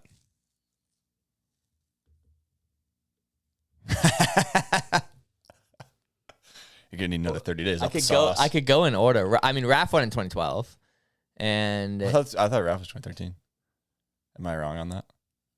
I think so. Then Bob won 2013. Correct. With that crazy nose press. Or I guess whatever. That's not why he won ROTY, but like I was in his video. It was crazy. This is probably wrong. I'd have to go backwards, but maybe Rathy. 2014. I'm Googling right now for listeners so you guys won't be super frustrated. Dude, we did this, and I went from 20. Oh, you would never have gotten this one. Wait. Josh Twelger. Nope. You'll never, because you won't think like this, so you'll never get that. Well, I did the other day go backwards. And I wouldn't even think of this. Shred down. Yes. Okay, you did get it. No, but like what I was saying is at Nationals, I went backwards. I got every name up until like 2010. I don't know him by year. That's crazy. I know Ben Greenwood was 2004 or something, maybe. Yeah. I don't know. I mean, as someone who never wanted to win contests, like that was the thing to me. Like, that's the sickest. I did contests to get sponsored. I mean, everyone wants to win contests, but like, I like grew up looking up to people who film video parts. I'm so glad they still do it too. It's so sick. Yeah. All right, I think it's time we do the last Slingshot silhouette challenge ever on this podcast, and how fitting to end it with the man himself at Slingshot. And with not a Slingshot rider. Dude, I'm good. You're going to know that. But who we got here? I can start teasing you some hints. You got it? Oh, no. I know the photo, and I'm like... You know the spot, obviously. Yeah. Okay. So you know the location. I don't know if that helps or hurts on this Slingshot silhouette challenge where we have blacked out the rider, and you have to guess who it is. The boots are Liquid Force boots. So is the board, yeah. Well, yeah, I can't tell the board because it's like very straight, but that was intentional. You would know this guy. But see, I had a few gut, because I know clips from here. I had a few like gut picks, but none of them are Liquid Force, you know? So that's why I'm like, oh yeah. Dang. Oh, okay. I went with the hard one. For those that can't see it, is it Black Spot. Is that the name? Yeah. Black Spot's the In location. It's a rail to rail. There's some clips of Windsor doing stuff on this that are like were pretty sick. 2 metal handrails, but it's obviously not Windsor. Yeah, he rides looking for us now, but not back then. Windsor does. Yeah, Windsor. He went full circle. Yeah, it went full circle. I mean, man, like, I have no idea. The style looks a bit like Nico, but I don't think Nico has ever been to Australia. He has. I know, I'm sure he has. But I was gonna say, but there's no clips of Nico from here. Man, how can I not think of it? I'm pretty sure you knew this guy pretty well. Well, I mean, I could go through Liquid Force Riders. It looks. That wouldn't help you. I don't think. I mean, I don't know it. It's William Klang. I wouldn't. That's a good one that you did. That's a really good one. I was gonna do Nick LeDuc, and I was like, you know what? No, I'm going William Klang, and I don't think you're gonna get it. I freaking love William Klang's riding. He's insane.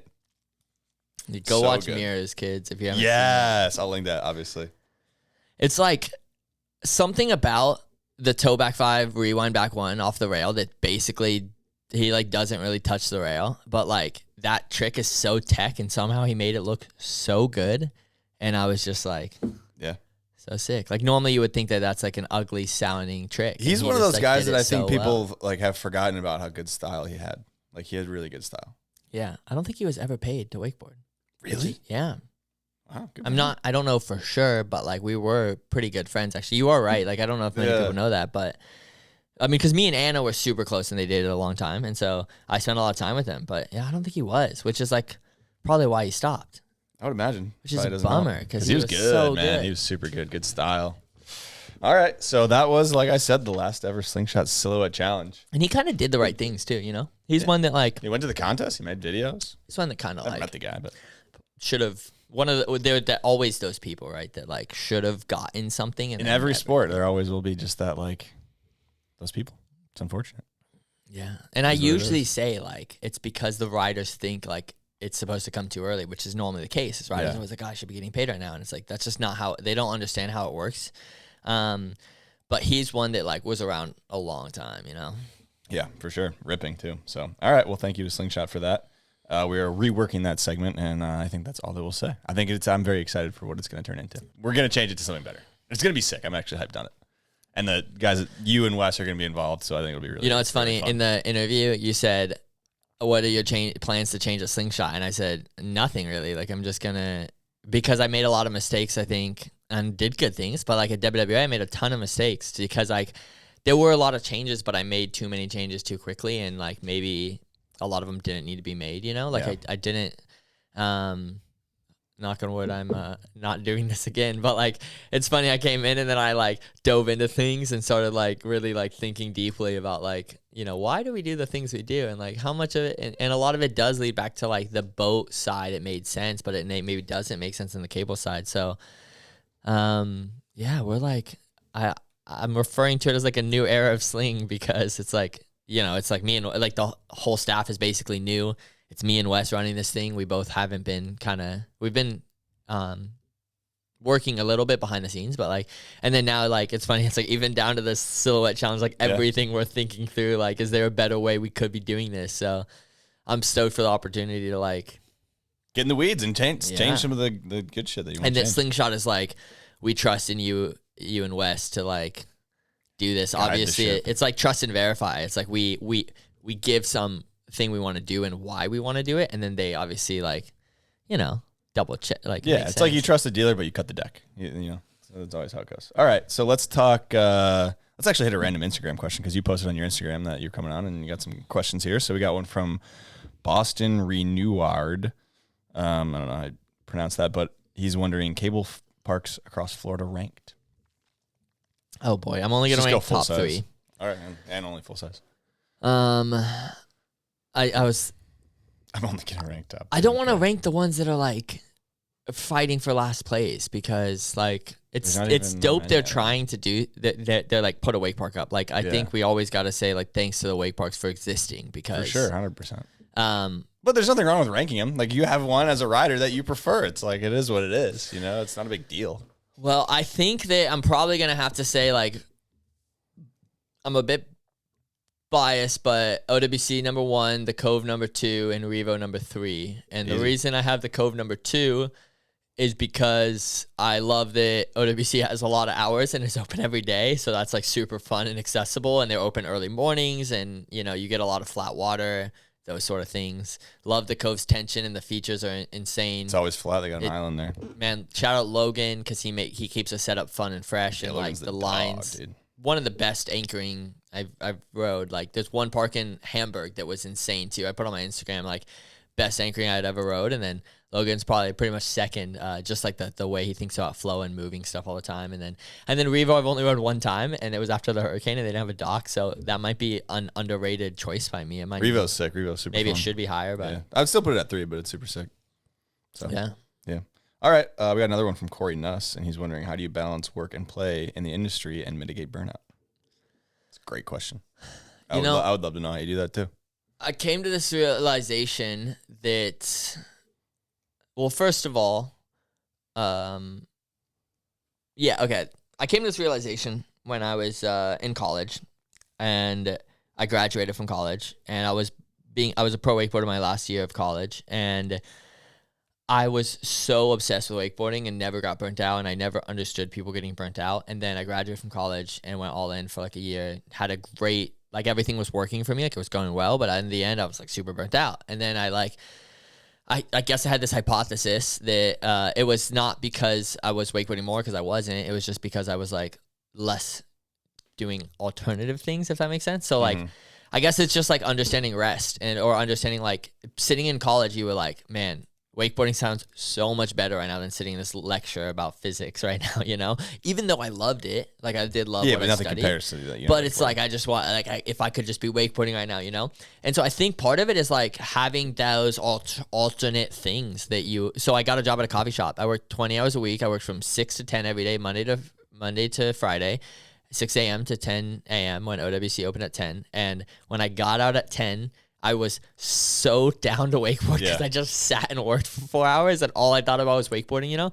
So I don't know if it's like putting a little bit of struggle, or like actually not just stop doing one thing, but like actually occupy a different part of you, you know, in 100%, some way. Yeah, like a different brain, or like that's different for different people too. Like, for sure, like, I find myself in the off season trying to snowboard a lot, or thinking about snowboarding a lot, and then also like in football and stuff. Like, I pay attention to football. Like, it's different for different people, but you have to have other things other than just the one thing. Now, currently, like, that's what's cool. I've worked in the wakeboard industry. Like, people might not know. I don't know how many years we're at now. Like, 2017 maybe I started. So what's that, like 8 years now? And I've been working like as much as I've been wakeboarding, and that has prevented burnout for me. And maybe there was a time when Gunther was like, hey, like, you're always doing other things. If you focus on wakeboarding more, your career might be better. And I did, and it was better. So it's funny. Spot on, Gunther. But yeah, and then I end up, you know, winning Ride of the Year and things like that. But it's always that, like, the balance. It's like, I say it's funny because the two things he says, like, wakeboarding is what prevents me from getting burnt out at work. I think it, like, every time I'm feeling not motivated or something, because I think that's the other thing, like, what makes me good at what I do is how much I love it, I guess, and like how much hours I'm willing to put into it. And if I'm not feeling that, I go wakeboard, you know. A lot of times I ride at 7 a.m. with, shout out Kyle and Chance and the homies on Lake Holden, that I have a new crew, and we've been riding at 7 a.m. before work, and then I'm so hyped to work throughout the day. Wakeboarding if it's flat and my body's feeling good, and foiling if it's not, or I need to prototype something. But like, I mean, honestly, like, it's hard to wakeboard now at the cable. Like, I'm riding more boat because the cable's closed. Like, when the hours are less, and like when I'm free, it's closed. Yeah. I mean, I still get to ride a ton of cable, which has been sick. But yeah, so riding prevents the burnout from work, and work prevents the burnout from riding, I guess, is the answer right now. Yeah, that's easy. That makes sense for sure. Always, and I think realizing if you're getting burnt out, take a step away and take some time off. So. All right, we got one from Rich Wheeler, a Patreon question. So again, thank you to everybody on the Patreon. He's wondering, phase bindings have rocked the snow industry in the past 12 months. Any game-changing hardware coming to wake? What would it look like? Whoa. Phase? I don't even know what that is. I know nitro bindings. Yeah, phase is like the technology where you put your foot in and then it like slides up on the back. Like It's the not high back like step-ins. rolls up. No. It has your ratchets, and then the ratchet comes up a little bit and your foot goes in, and then you ratchet down and it like the back comes up. Okay. Well, I'm not really Anyways. fully understanding, but I do think It's a different binding technology that nitro and has so on. everybody, like almost all brands have adopted.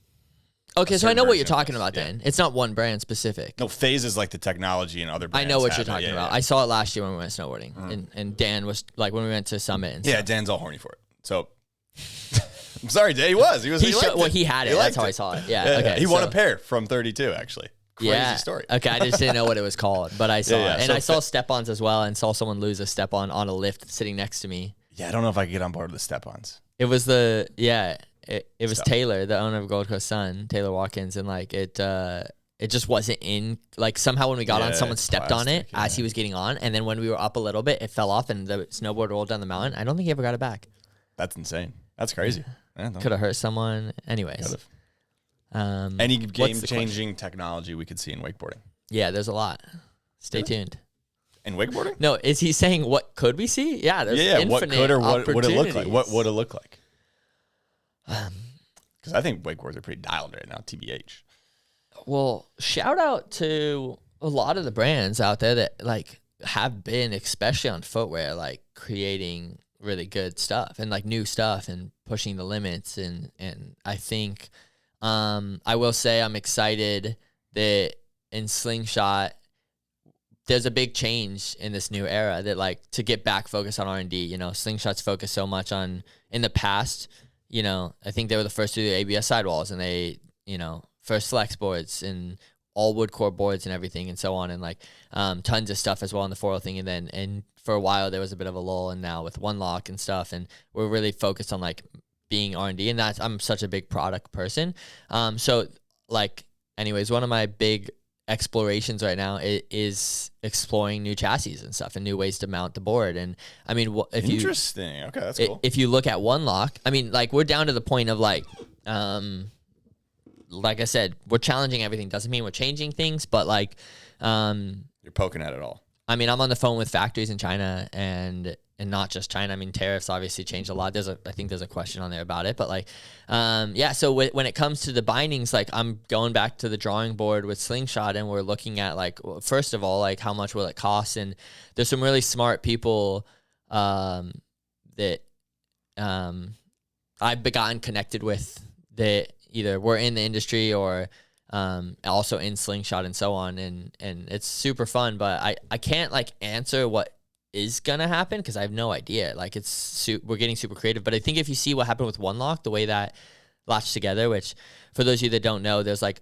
3 pieces of Slingshot's foil all come together with a latch that clicks, and it's as simple as a step-on binding, for example, and Super quick, yeah. and it's like super smart. Bobby, again, like I'm so thankful that I get to work with Bobby and these guys, because Bobby, you know, was the engineer on that, and between Bobby, Fred, and Gabriel, like came up with like such a insanely creative system that's really effective and more aerodynamic. And these kind of things, I think we have opportunities in wake, and I'm in a good time with Slingshot to challenge us and the most insane team. So I am starting with like, how do we mount a board? You know, Liquid Force has done cool stuff with the 4D, and people have tried things.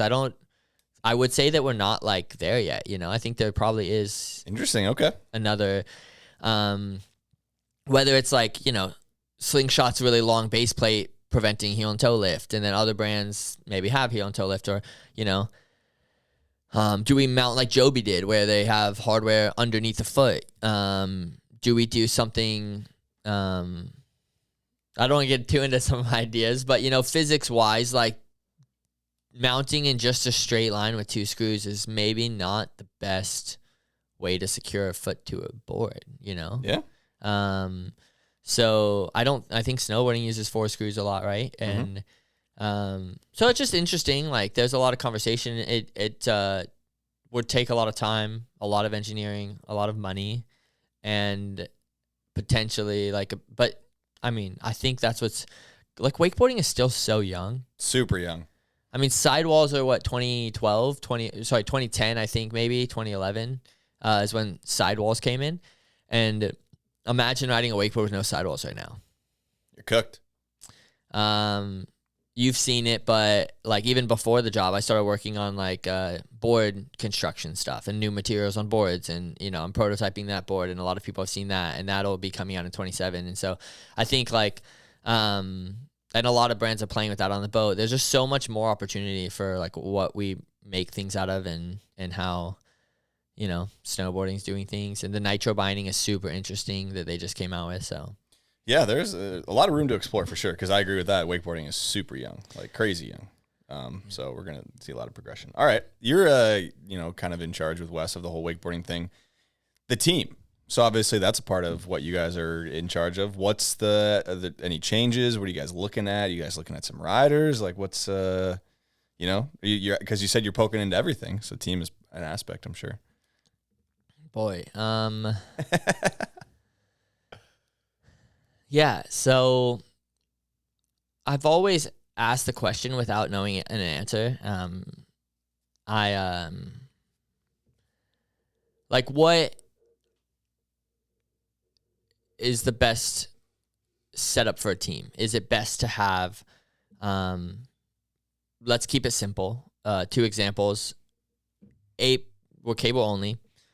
Let's just say cable men only, just to keep it really simple, very easy to understand. Like 8 people paid at X dollars, or 4 people paid at 2X dollars, meaning like twice as much, what's better and what's the right structure of this? We had a really good conversation at yard sale about this with a few pros, and I think the conclusion a lot of people have come to, and I think other brands have come to too, and you're starting to see changes over the last few years with this, and is like 2 pros paid pretty well.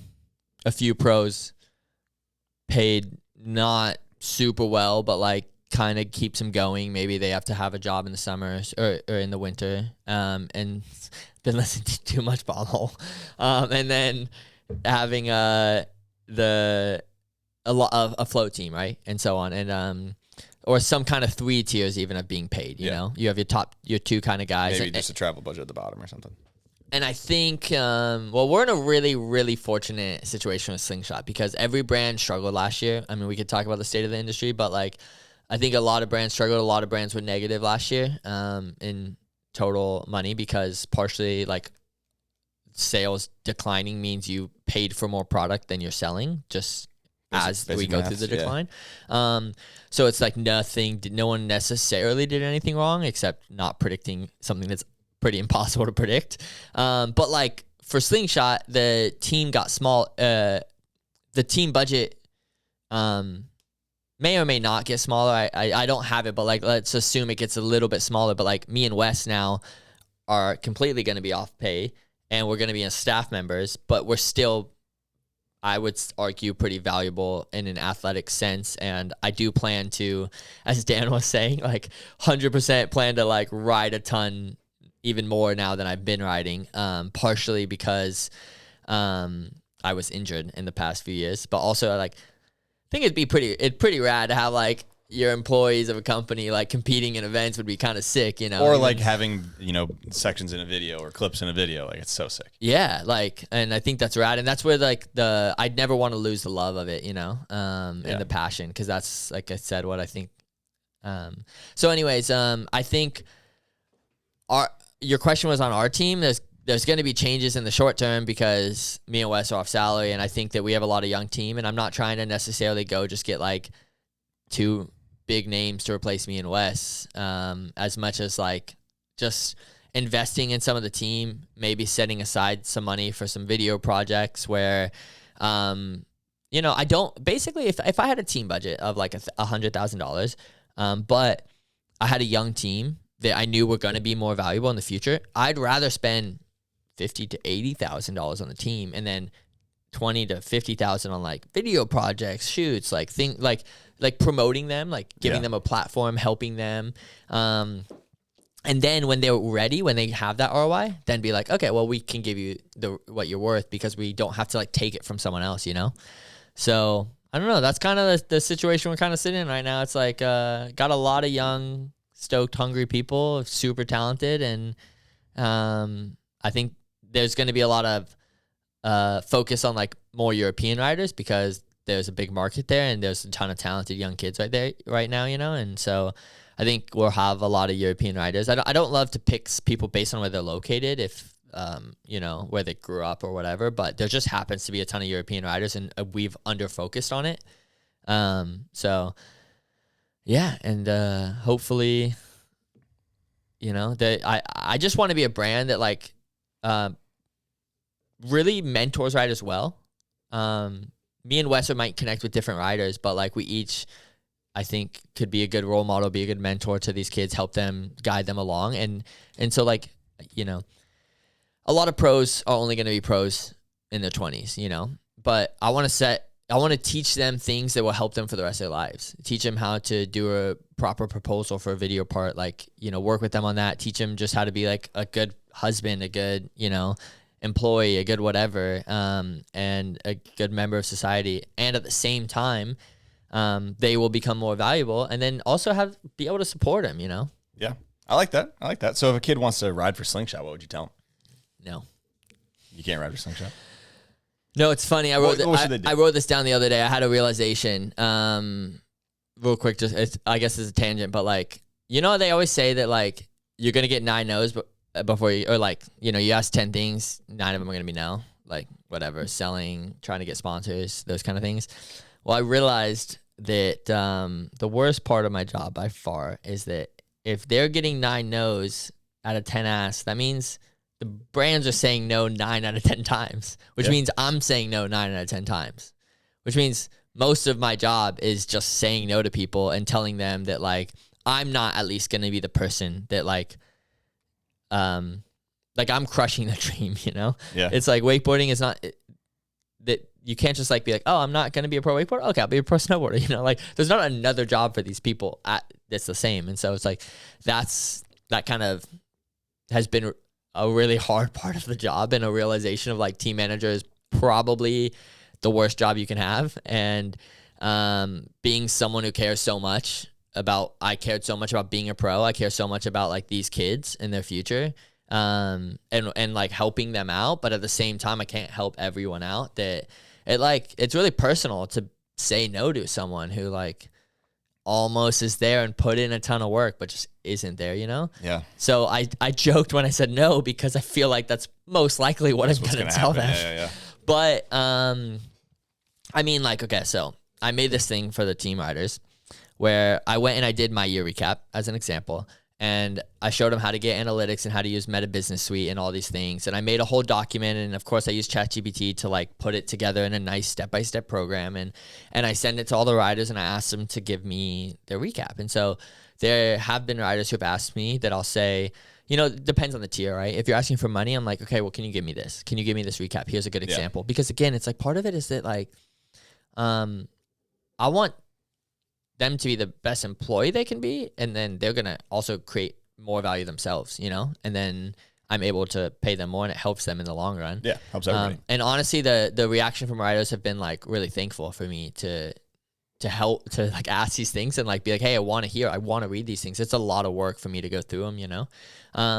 So that's the first thing is I'm like, hey, give me like a proper pitch, you know?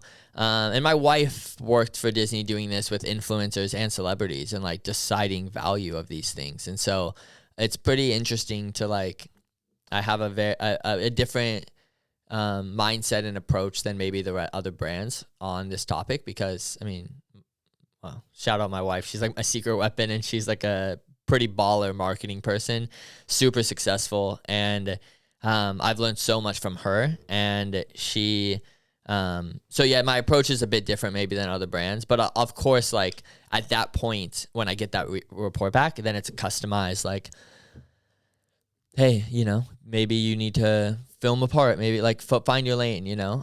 And then with people that are on the team, it's like, hey, what do you want to do? And here's what we value. I'm building with Wes, we're building a brand book and creating like who we see ourselves as a Slingshot, you know?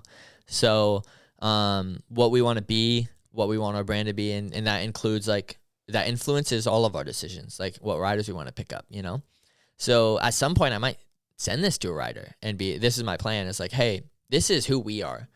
Do you align with this. Yeah, where do you fit in here?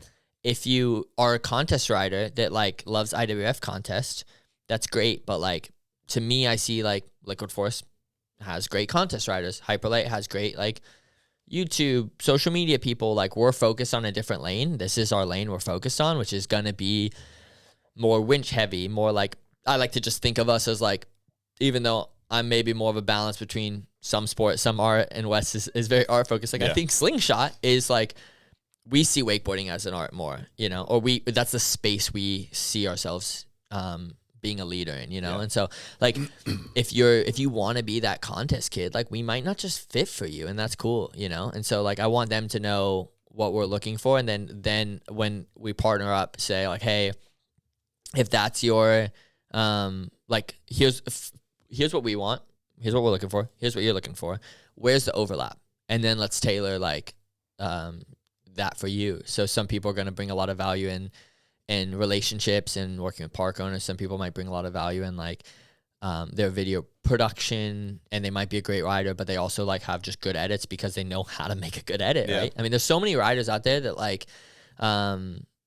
kill it just because they understand what clips to put in an edit and how to edit and make something entertaining. In other sports like snowboarding, not enough people try this in wakeboarding.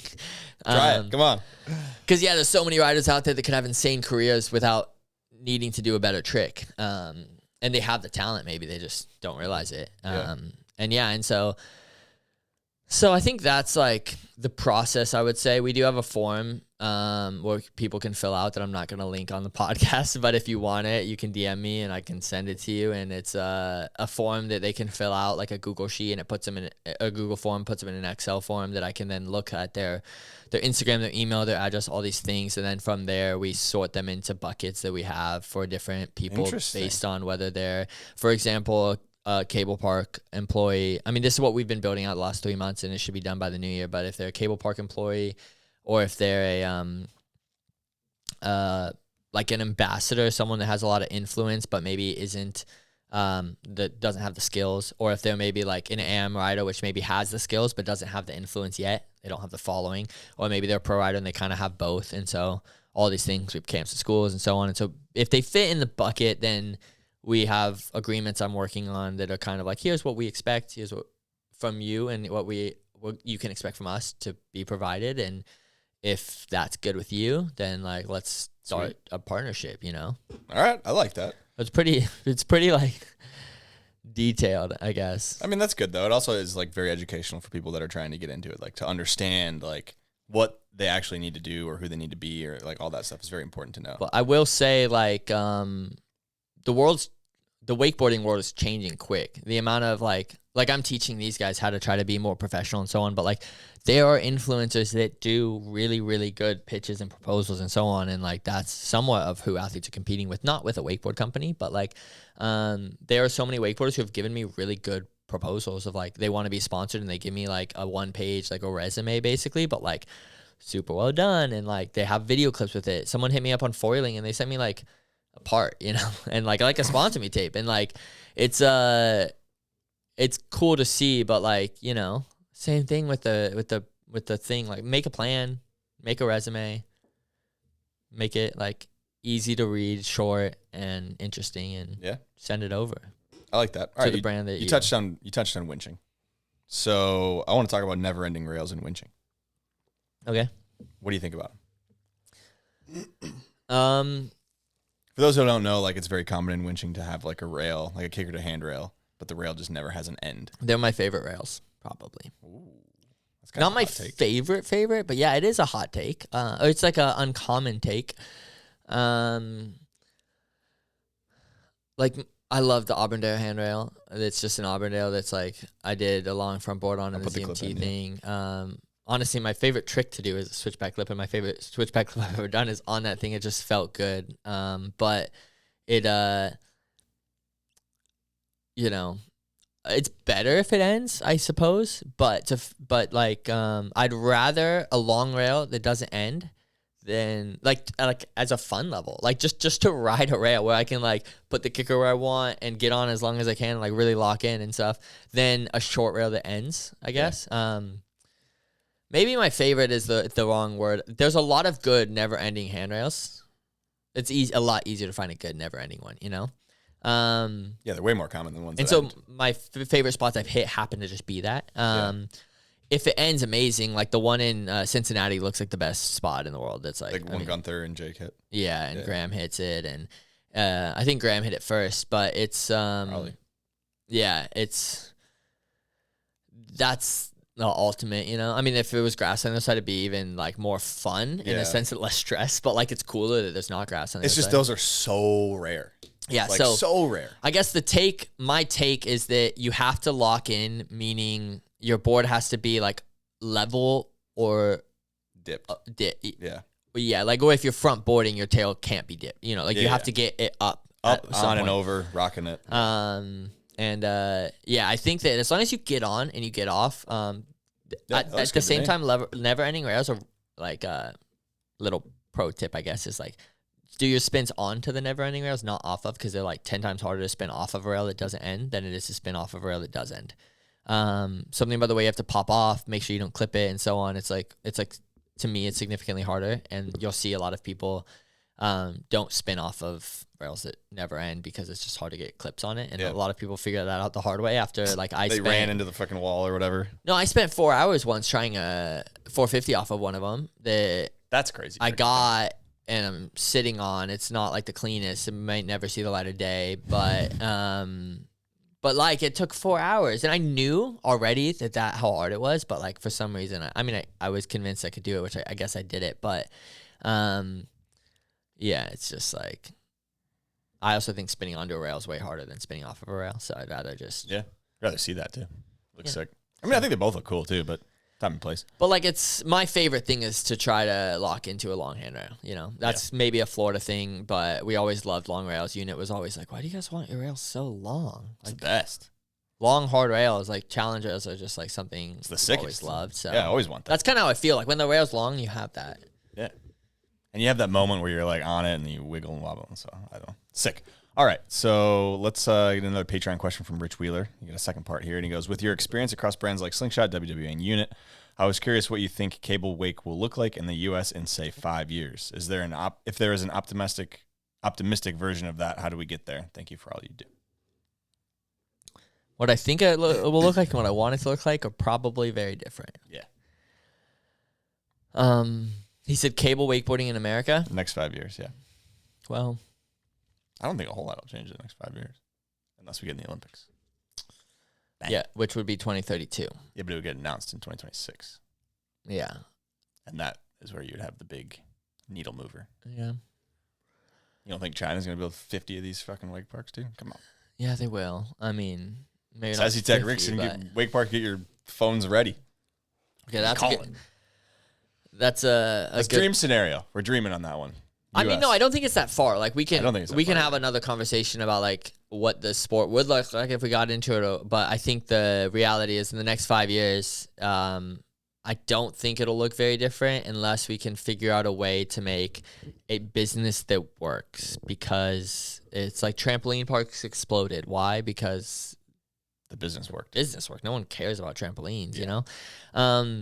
That's what I spend a huge amount of my time on and what I've focused on the last 6 or 7 years, and I've learned from really smart people. And I mean, man, I'm such a freaking wake nerd. I just got to spend 2 nights ago sitting with like Sebi, who owns Mockwork and 2.0, Denny, who owns the Cable Mag and Inside Wake, Jerry from Triolago, who's incredible, the crew from Wake Paradise, and Chris, who owns Wakesys.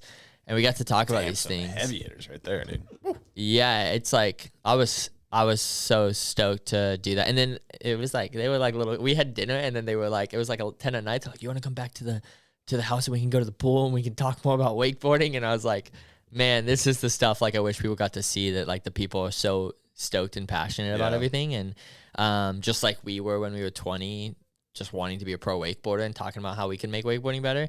I mean, my vision for it was to make cable in a container, which until Sebi bought 2.0 was the old 2.0 people were not really super down with. And then we made the idea work. which is essentially like a shipping container. I'm only going to explain it because if anyone knows anyone who would buy this, let me know, because we need to make this happen. But it's like a shipping container that we drop off at a location that has your 2.0 in it, your features in it, and then you spec it out to have your rental gear in it. You run everything off an iPad, kind of like a flow rider, and you put it in like ideally working with governments or developers or something. It's just a really affordable like neighborhood like skateboarding. None of the businesses make money, you know. We're getting on a tangent, but anyways, it's just like a really affordable 2.0 So if park. this happened, My dream would be to open a bunch of these, like whether that's at like parks, Woodward Park City or the bottom of Rope Toes in Michigan, because they all have ponds, or whether it's with like city developers who need to build a retention pond and don't know what to do with it, because when they build a neighborhood, they have to build a retention pond. And like, I think that if we manage to like this is my attempt at making a model that would be interesting enough. I also think if we really focus on health and fitness, Paul O'Brien actually brought this up to me the first time, like when I was younger. But if we really focus on like fitness and how healthy it is and like a good alternative, I think we can get some pretty good government support. Also, if we got in the Olympics, that would be huge. Yeah. Until we can do that, I don't think it looks different at all. Yeah, I don't think it changes. I think it doesn't get smaller. I think people think it's going to get smaller. I'm hopeful things will come around. I tried my whole goal, though. I had a 10-year plan, and that was literally made in 2015, talked to Papanakos, and I went through it, and that led up to like from WWA to unit to 2.0 was intentionally to be able to make something like a street league series or something like that, and being kind of the expert in different categories. And from conversations, I don't want to be negative. I'm usually always the positive one, but like Red Bull's not looking to do more events and so on. And that's why I went to Slingshot. But I'm optimistic that like, Slingshot doesn't need to, and this is all brands. Like, I think sometimes we focus so much on like getting bigger in the revenue, but like if Slingshot was 10% of the market, like say they're 20%, if they were 10% of the market share right now, and but they were equally profitable in profit, meaning like maybe they made $1 million or 100,000, let's say $1 million. No, yeah, right. Sick. Maybe they made 100,000 in profit, which is not a great business, but 20% of the market share. And then they go down to like 10% of the market share, but still make $100,000 because they make better margin. What this does is actually like you could, in theory, have similar employees or whatever, as long as you're meeting the right minimums and stuff. But now there's space for some other company to be that 10% and make $100,000. Yeah. And then they could pay riders as well, and so on. And so I think sometimes we focus so much on being bigger as an industry, as a company, as whatever. And it's like, what if we just focus on being healthy, Yeah, because that's the way to get bigger. I think. Yeah. Like if we Sustainably created make a it work. healthy ecosystem and a healthy businesses and healthy culture, I think things could change. But I think America has a lot. At the same time, I've repositioned. Like I do have a lot of hope for 30 years from now. Yeah, same. And I'm thinking everything I'm doing decision wise is like now it framed in my mind as like, what's wakeboarding gonna like in 30 years? Like what if we had a league like a proper league that was 30 years old? What if we had rules that lasted 30 years? What if we had these things, So yeah, if we could just make healthy. Yeah, but yeah, Let's make it healthy. Yeah. I I don't don't think it's gonna change in 5 years though. it's not a 5-year thing. Unless it gets to the Olympics, then I think we might see some. But I change also pretty like, quickly. it's funny. I'm like the least nationalistic person I feel like I know, but like I don't think in countries very much, But I think that everyone's asking like, what's it gonna take to make wakeboarding better in America? Like, I don't really care, Like I want to make wakeboarding better. Yeah. Just period. I mean, it'd be cool because it's in our backyard. There's parks close to you. Yeah, I can go get visit, it. Like, but, how do we make wakeboarding better in Orlando? And like, yes, I think that's important to focus on the micro as well as to focus on the macro. But like, how do we make it better in Europe as well? How do we make it better in Asia? How do we make it just like if it as a whole? Yeah. if it could be better in Europe, maybe some of these parks, and it is good in Europe, but like, Britta who owns Ski Ricks and owns a wake park in Germany, and she came over here and stuff. But I don't know. We don't need to get into the weeds. Like we created WSI, myself and WSIA created this wake park committee conference, and I highly encourage anyone that's interested to get connected with me. We have tons of cool ways to get together and like let's talk about this stuff. But, yeah, definitely. So but it can get really detailed really quickly. Well, we got another question from Mark Riley on the Patreon, and he's wondering, do you think the new surf pool popularity in the U.S. is hindering the growth of American cable parks? Is there such a thing as a happy medium where the cable park scene can continue to grow also? This is because good BSR one. cable just closed and they're a big surf thing now. Oh yeah. People don't know BSR closed, and sad. Never got to ride there. Many parks are up for sale or closed, and I will. I've hit on this in a shop talk, but I do think like just be really conscious of your frame of reference when you look at wakeboarding too, because like we said, in 5 years it doesn't sound great, but that doesn't mean we're not in the right direction. As well as like people are like, oh, these things are closing, but like there's still like post-COVID impact and this and that, and like I don't think we're in an unhealthy, or we're not healthy, but I don't think we're going backwards, I guess is what I'm saying in the grand scheme of things, but in the context of things like COVID. But so BSR scaring me, or closing doesn't scare me, but what's the like, I don't think it's surf park related at all. He's saying, do you think the surf pools in the U.S. are going to have an impact on the cable scene? If anything, it would be good. I mean, I put up a 2.0 with like Pat Panakis led a lot of that, but I did the features and things for 2.0 in next to the unit surf pool that was in Utah. Now we're opening with the same owner more surf pools that are not with cable parks, and that's okay. But that's part of this cable in a container thing, is make it really easy for them to just add a cable park to it. Like the way people add aqua parks to wake parks, we gotta get wake parks added to summer camps and so on. Sorry, what was the question? If there's going to be an impact on I think it'd be positive yeah. if it was an impact. But I mean, like I got offered to work in surf pools, and I took it because, like I said, there wasn't a lot of opportunity in wake. And at some point, I was always like, I'm never gonna leave wakeboarding unless I have to. And it was with unit, so it didn't feel like leaving wakeboarding. Yeah, you're still in it. My heart was like felt, and we had this conversation like. It didn't feel like wakeboarding to me, and it's a bummer. Blake Hess is an incredible person that we lost to surf years and years ago, you know? So the negative could be that we lose people that are amazingly talented and smart because they're not making enough money, which leads to like support the people that are like loving it and here for it, you know? And I'm not saying give them handouts, but like vote with your dollars, you know? Yeah. Vote with your wallet. But I think that, net positive / neutral. Okay, that's good. I like that. We got another one from Josh Boyle, and he's wondering, do you see a future for flex boards and Slingshot in particular in boat riding? Kind of answered that at the beginning, but yeah, but like that was a Slingshot answer. My answer was like what Slingshot's move was. Yeah, and I don't feel strong enough to change it at the moment. The question about flex boards and boat is interesting. Did we market it really well that people bought into it? Because people do call still and ask about like they want like Slingshot boards, or was there something to it?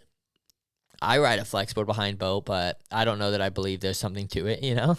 I mean, like, I think there's something to like the right level of flex. Like Gunther's board's really interesting to me. But like wood. All the boat guys, they're not gonna ride a flex board. No way. Yeah, I mean, boat has turned into a bit of like super pipe in a way where I do think we need more relatability, and it's led to a lot of things I've done in my past. But I don't think there's a future.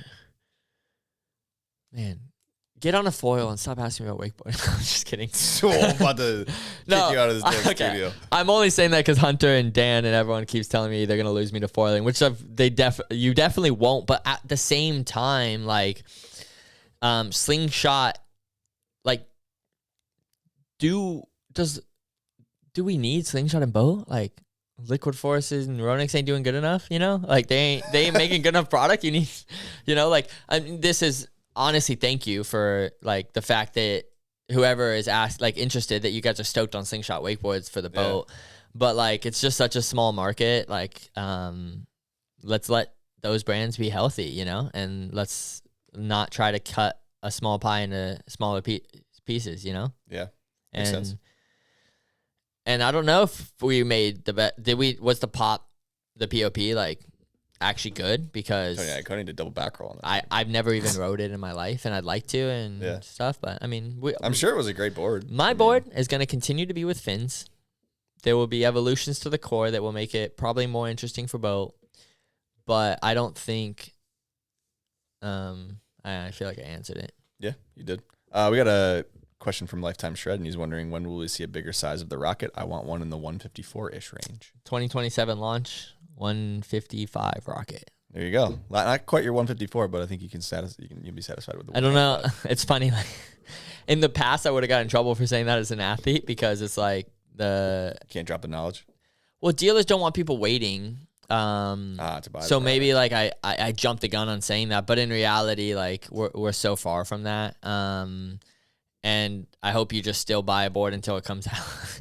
Like buy it. Just get a different 154. And then wait till yeah. And that's gonna be in 2 years from now. You're gonna get another board before that, I'm sure, at some point.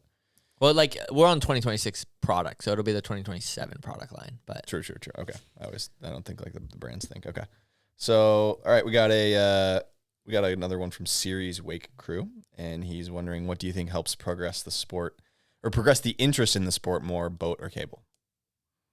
What do you think gets more people interested, boat or cable? I don't know if that. So really funny, answered it. Man. I think about wakeboarding way too much. You know, I used to I basically didn't have friends that didn't wakeboard because no one wanted to hang out with me because all I thought about and talked about was wakeboarding. But I was in the shower the other day and I was thinking about this question randomly. That like you look at a wakeboard park and you're not really in nature. Most parks aren't designing a nature-focused wake park, at least. They're designing it based on cheap land. And maybe a good location. Not saying you should do one way or another. But you also can only really wakeboard or wake skate. Maybe we should embrace more of like skis where you do tricks or shoe skis or something else. But like in reality, like this is a very specific thing for a very specific person. Yeah. Like rope toes. It's very accessible. But the boat like is what I was thinking about is like slopestyle riders, aside from the ones that are in the Olympics, or street snowboarders, they're as big on like social media as we are, or as small as we are, you know. Then there's the Red Gerards and the Zed. Yeah, like a Tommy Gesme though. He's just like following wise. Yeah. Right? He got like 30K probably followers doesn't feel like a superstar. But he's the dog. He probably feels the way like someone like myself or Graham or whoever else feel, on the sense of like, we had a good career, but like no one's noticing us in public. You know what I mean? Yeah. He is the goat of the streets. I mean, so good. maybe not. Maybe the kid, the baby goat. The calf. Anyways, Kid's the name of a baby goat. Kid? I believe it's called a kid. You would know. You're at one of those farms today. So I think that when you look at snowboarding, like, does it work without a mountain of a bunch of people that, in my opinion, they're not snowboarding. They're not doing the sport snowboarding like we're doing the sport, like you and me snowboard, you know? And then they're skiing and they're doing whatever. But they're there to enjoy nature. They're ripping fireball shots on the lift up and taking a couple laps down, and that's what they're doing. And that's the same thing as someone who goes on the boat and just day drinks, and they might wake surf. And, you know, so as a water sports industry, I think we survive on boating and we survive on those masses. And I don't know how to like, I was thinking about it in the context of cable, of like, we're missing that on cable, and that might be a challenge. I always compare cable in my mind to rope tows and like in Michigan and stuff. But I think, I don't know that, but one is way more accessible, right? And one is a much bigger pool of people that like could be interested in boating. So I think they both provide really important yin and yang, if that makes sense. I agree. I don't know which one. I think in different times in different ways we'll have more growth in one or another. But I will say I cannot get someone to wake surf on my lake because I'm trying to learn how to sup foil, like paddle into a wave. And like, it's sick. Like I don't really want more wake surfers, you know, on the lake that compared to wakeboarders, but like there's a ton of people wakeboarding on my lake. I haven't seen one person surf in a month because I've been like waiting to see someone wake surf to try to steal a wave. Trying to hijack a wave. Because you can't like hijack a wakeboard wave. Yeah. And it's just funny because like, I mean, I'm one of the people wakeboarding with the guys I mentioned, but there's like so many people wakeboarding on my lake right now. And that's not been was the case 4 years ago. So I don't know that it's growing, but like, I think it's easier to get someone who loves being on the lake and has a fishing boat, like a dad that has a fishing boat, To go wakeboarding. to buy a wakeboard boat, like a cheap used boat, or buy like something they pull a kid wakeboarding on, because the kid gets into it or whatever, you know, than it is to get a snowboarder to a cable park. It's interesting. Unless you put a cable park where the snowboarders are, but Yeah. they're just not that many. Like, It's like, are we impossible, really going to get people from, well, I'm blanking. Starts with a T. Trollhagen to West Rock. Like, that's a drive, you know? It's not going to happen. It's just unrealistic. Like, they might go once or twice, but like. It'd be great. I mean, I have a lot of the homies that I met up at Red Bull Heavy Metal that are like, we want to come to West Rock, and they'll come, and that's great awareness. But in the end, like, if they move somewhere that there's a cable park and there's not snowboarding, they will wakeboard, you know? Yeah, but that's such a rare. But like, I mean, Action may be the only cable that's like actually within Super close distance of ski resort areas. Yeah. Yeah. And so I think it might be. I don't know. It was a fun question. I mean, That is a good question. I don't have an answer, but Yeah. All right, we got one last Patreon one from Chad Korecki, and he's wondering, are you going to bring the Mini Wake Invitational back? What about a Mini Wake tour on lakes that are banning wakeboard boats? Kind of answered at the beginning with your ideal tour, but yeah, like what he said, there is a huge problem in wakeboarding. We've probably mentioned as well in a shop talk that boats being banned from lakes. I would love to see more mini wake stuff, but Slingshot is not the brand to do that. The reason I reached out to Slingshot is because I deeply want to make wakeboarding better. Like, that's what wakes me up in the morning. That's what drives me to do anything, really. And I'm kind of like, it might look like I have 1,000 different jobs, which honestly I do have a lot of jobs. But in reality, it's more of me like jumping, like at one point a bunch of parks are being built. Okay, well, let me get involved with this because this will help grow wakeboarding. And at this point, it's Slingshot that I think I have an opportunity to have an impact. yeah. And I've learned it's good to be narrow. And again, our approach was Slingshot, like be narrow and do something really well. And so for right now, that's just not my world and where like I see me being able to have the biggest impact on wakeboarding. Yeah, I would love to see another brand do something different, unique. But I mean, first of all, and again, anyone that wants to do it, I'm super down to get involved. Don't need any money. We can do it out of my house or we can do it out of a location. I don't mind, but I'd love to do it. My day job, it won't make sense for me to do that as Slingshot, and it will make sense for other things. And there was the time when I did the mini wake stuff where it did make sense, and I'd love to keep it going, but need more people to. It's actually crazy to me how often it gets brought up to me. Like, I was at Boat Nationals this year, and It says there's something there then. so yeah, I mean, like I'm honored, and you know, I not necessarily the person who maybe tons of other people could have done it way better than me, and Gunther makes it look real sick, you know? But in the end, it's like, I guess I just put effort into something that was the right something, because like so many people, someone came up to me and was like, that's like one of my favorite videos, like I'm so stoked to meet you.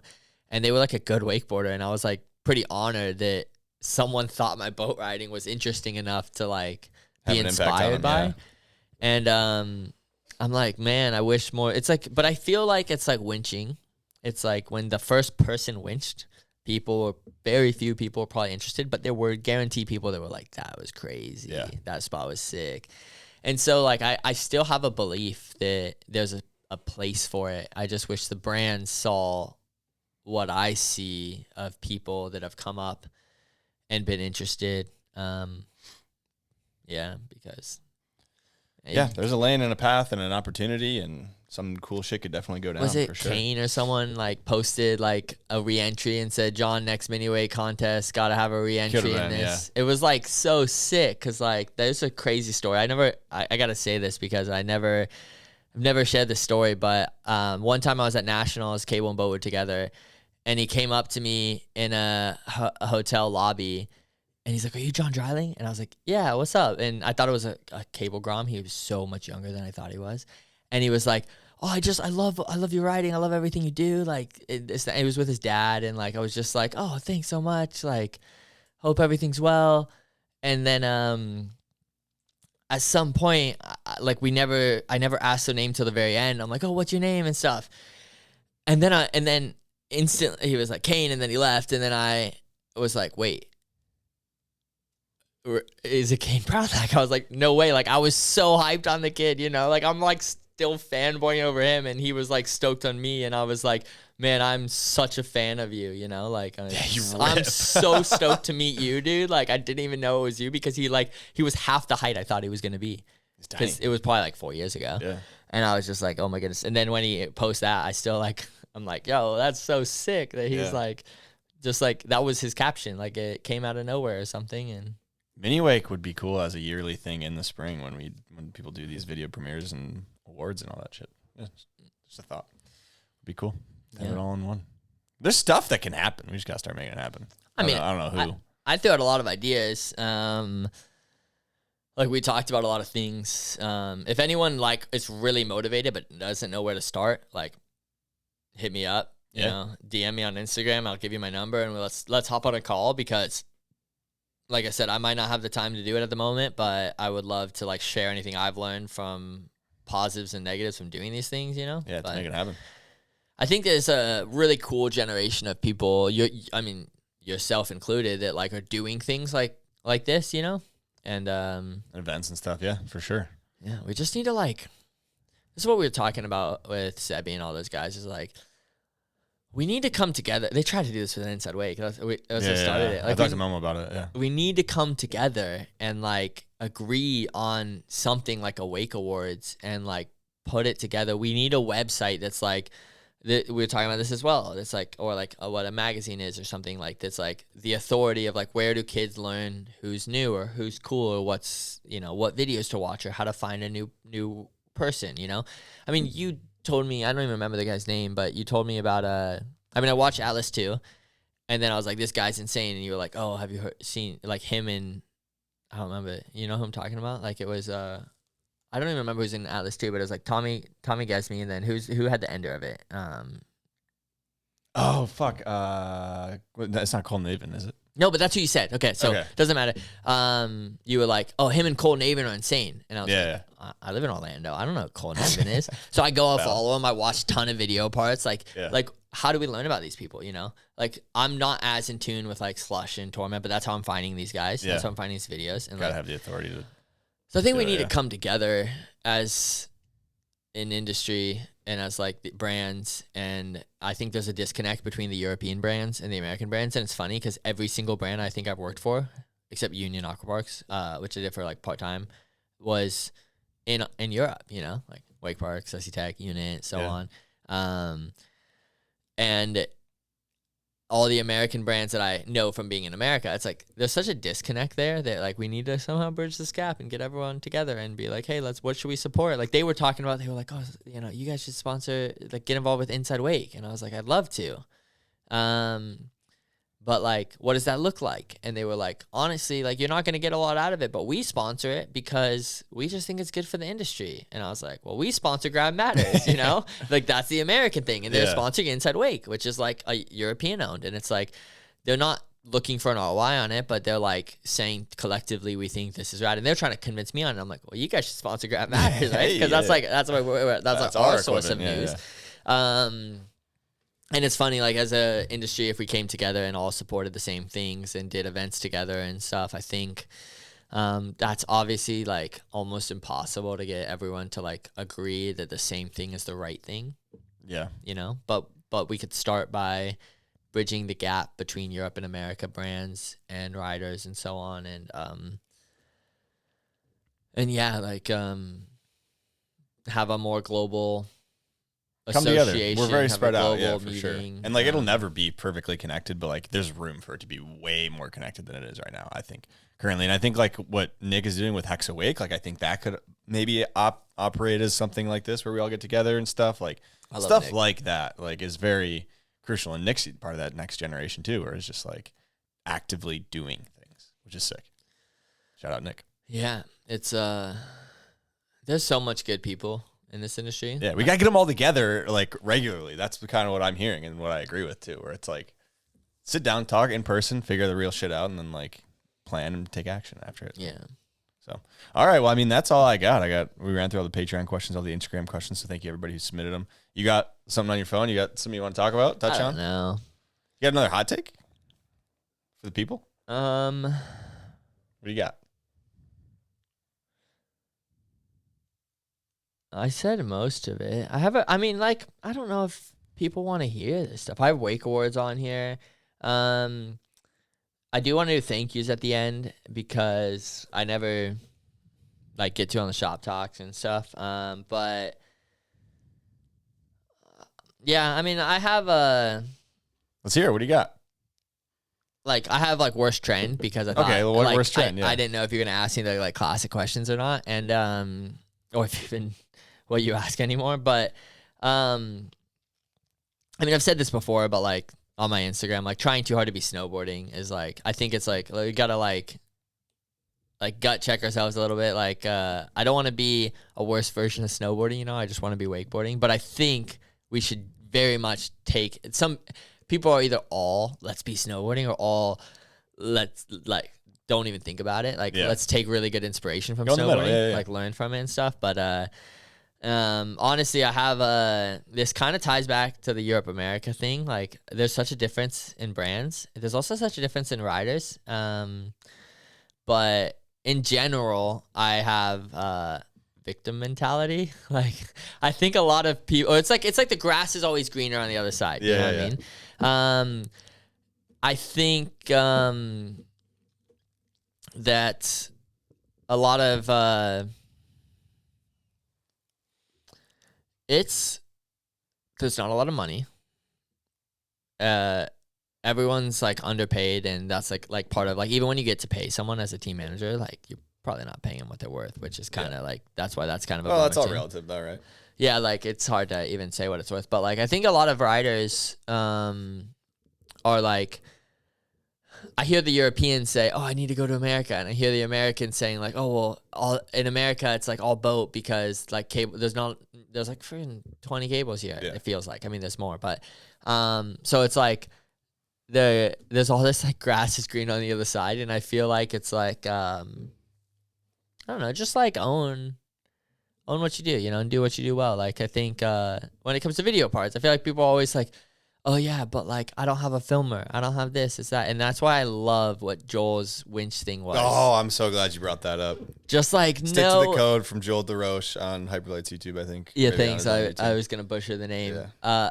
Like no excuses. Like I after I posted it, I posted like a little my thoughts on it. Love or hate it, yeah. But like he messaged me and was stoked, which was cool because you know I was honest about like pros and cons. I felt like, but I was super hyped on the video, and a lot of people were like, "He's just doing that with his family. Like he's in a van, his kids are there. Like it's just his kids and his wife, or he's alone, just driving the winch." And it's just like, dang, that's like inspiring to me. Yeah, you know? that's peaking, dude. Peak life right there. And that's like so rad. And I feel like Cena's out there like filming sewer cats with a baby, and like it's just like I feel like that's like, and also like victim mentality might be harsh, but like I mean part of me not wanting to drink is like I surround myself with like Trent, luckily I'm surrounded by Trent, Gavin, Campbell, Rivers, and so many more talented, like, but hardworking people. Driven Gunther, people, yeah. Megan, like the Wes, Cena, like, and there's tons in Europe that I'm not surrounded by, but like, the work ethic is like, I think, working hard is cool. I guess that's maybe my hot take, I guess, is like, and the, like so many people think it's because of A or B or whatever. And first of all, it's really hard. And yeah, there's like the exceptions of people who didn't get the love maybe they deserved. But like, there's so many people where I'm like, if you just had like the mindset and the belief that like if you did all the right things, like it would work, that like, or, you know. I guess, and what does working even look like for the individual? Like, does working mean you're going to make six figures a year wakeboarding? Because if that's your perception of what working Should we just like is, then no. This was asked on the podcast, or on the thing. Should we just put this out there, like what people can expect? Yeah, because Jacob Sunday asked, he said, what's the biggest number right now you are paying an athlete can stay anonymous? I don't know if he means the athlete can stay anonymous or his question can stay anonymous. Well, his question's not going to be anonymous because I just read it off. But I'm assuming he means the rider. If you're still listening to me with all my rambling, then you definitely are interested enough to listen to the Chris and Chris podcast because it's really good. That's what Chris Grenier and Chris Roberts on the 9 Club. On the 9 Club. Super good. Because they talk about it in other sports too, which I think is super interesting. But what I wanted to point out is that Chris Grenier talks about having 11 sponsors at one point in 2014, 2015. He was raking. 11 sponsors. Yeah. I want to say this because I get asked this on a regular basis. I got asked this week, like, how do wakeboarders make more money?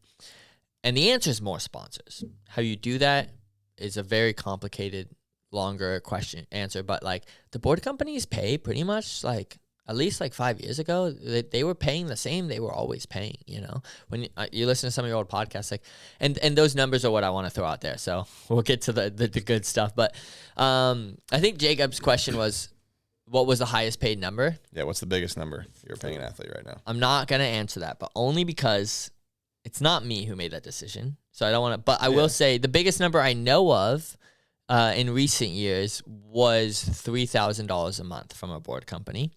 I think that the highest you should expect coming up, because things have been getting cut a little bit, and because that's the highest is $2,000 a month.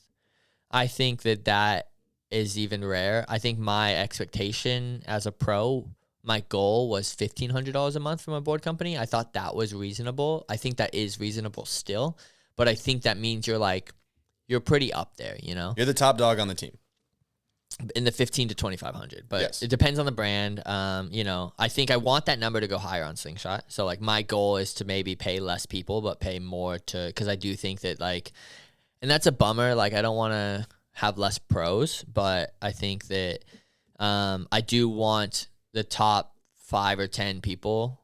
I want Trent and Gavin to be making good money. And even if it's just from a board company, like I want Trent to be making $4,000 a month.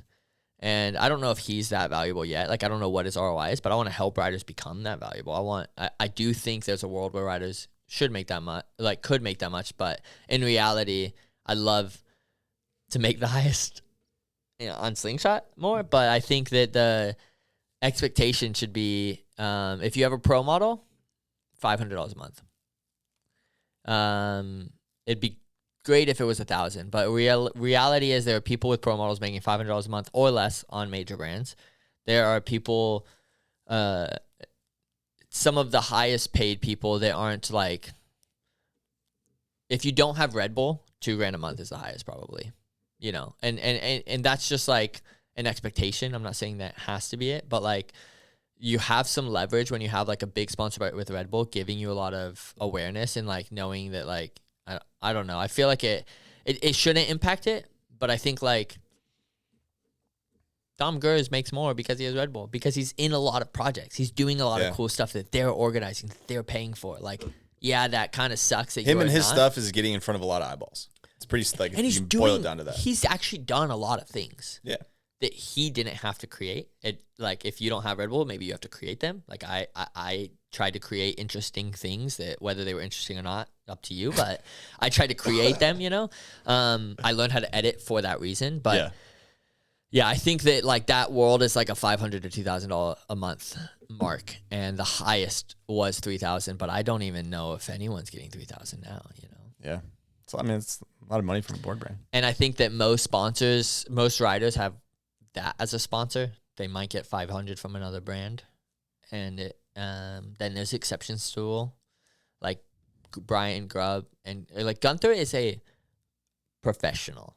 Like he is the definition of like a good professional, and it shows. He gets sponsors, and he gets sponsors because he does things for brands and shows value, and they see that he brings a lot of like, he organizes shoots and stuff. But like so did Brian Grubb, you know, and that's what Brian Grubb is. But like aside from those exceptions, I think, yeah, and that's like just hard truth, and that's in America. I think if you're in Europe, like there's small other brands, like some people are sponsored by our house and stuff, but That's a whole different story. But we need to get that number.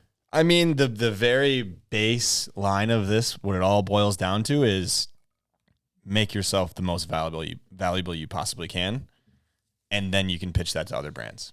Yeah. Will it work? I don't know. But like if you're a high value person, brands are going to see that. I mean, Thomas is making a lot of money. Yeah, dude. He doesn't have a board sponsor. Yeah. I mean, I'm only saying it because he posted it. I was on his story. I don't even remember the numbers. I would love to. He needs to wrap that. What was it, like 37,000? He needs to talk to a company like and wrap deals? it. Thomas Herman, I'll pay you $20 a month to wrap the board. I mean, you heard Grab Matters wrap. what Noah's making. You know, it's like he talked about it on his podcast. High value guy. Go listen to it if you want. And I guess maybe the cable wakeboard side of things is like not going to be that, you know, monetarily fruitful for a lot of reasons that you are out of your control. Yeah. But I'm not trying to be negative. Like on the 9 Club episode, they talk about how they only make royalties from board sales, and a lot of skaters make $400 a month. I think Jaws makes like no money, dude. And he's like, I'm not tuned into the skating scene, but he's definitely a big name. He's done a bunch of crazy shit. He's not making that much money.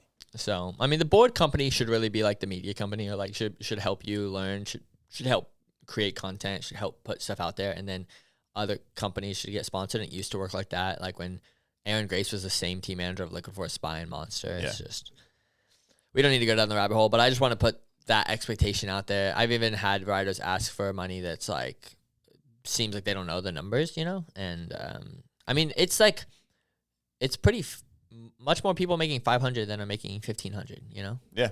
So it's a tough world out there, you know? It is.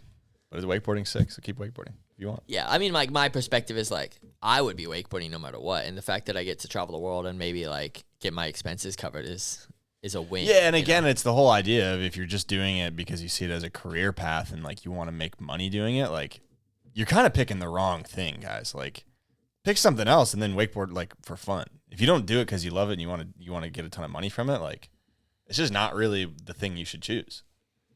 Yeah. But getting paid to wakeboard would be pretty sick.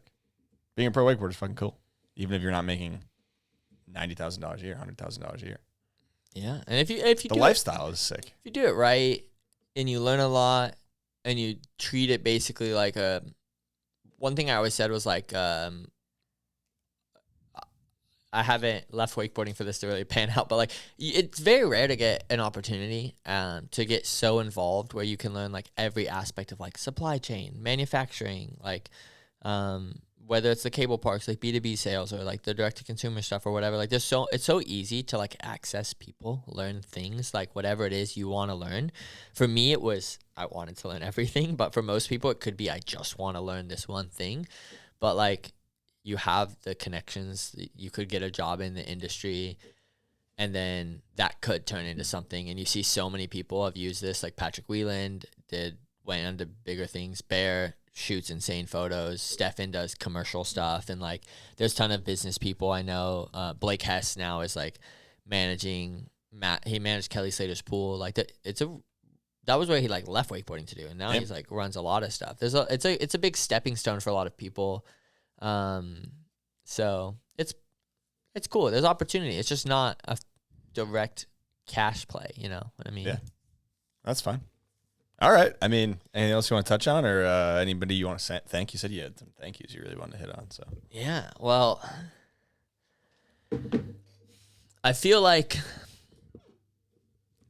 being in the position I've been in, I get a lot of love. Sometimes I get love for things that are deserving. Sometimes I do things that no one sees, but a lot of times I get love for things that I don't really deserve. You know what I mean? Like I feel like I've been put in and I get a lot of negative maybe I don't deserve, but like you're put in a position where it's like John's a credit guy, dude. right? Yeah. You know what I mean? And I just feel like like everything I did was standing on the shoulders of giants like Pat Panacos, David Raven, Shannon Starling, and like a lot of people under them, like Andy Oak, Corey Wilson, and Jacob Pilecki from ODUB, and so many people that like I feel like they built like a house and I came and put the roof on it in some things when it comes to the Red Bull event or whatever else, and Slingshot now with Jeff Lagoche and people before me, and I feel like because I was like a pro with a bigger Instagram account, like it's rad that I get some visibility to like the things I do behind the scenes, but like I feel like I'm just like the star on a Christmas tree that's just like chilling there, like that doesn't deserve, you know what I mean? Like they're holding me up. I feel or like they've taught me everything, and like I guess it's Christmas time and we just put a Christmas tree in, so that's why I thought that. But like I don't know, like it's just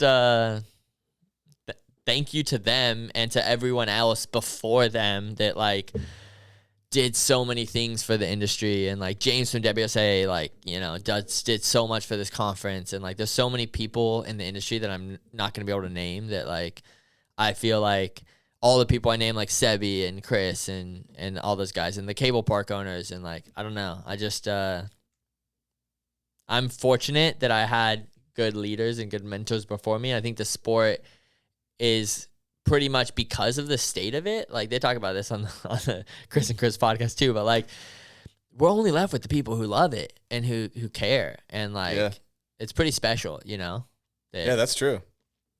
You're not gonna be here if you don't love it. It's cool, and it comes full circle to what I was saying about like that I've learned so much. My wife is another one of those giants. Like she's such a goat. How tall is she?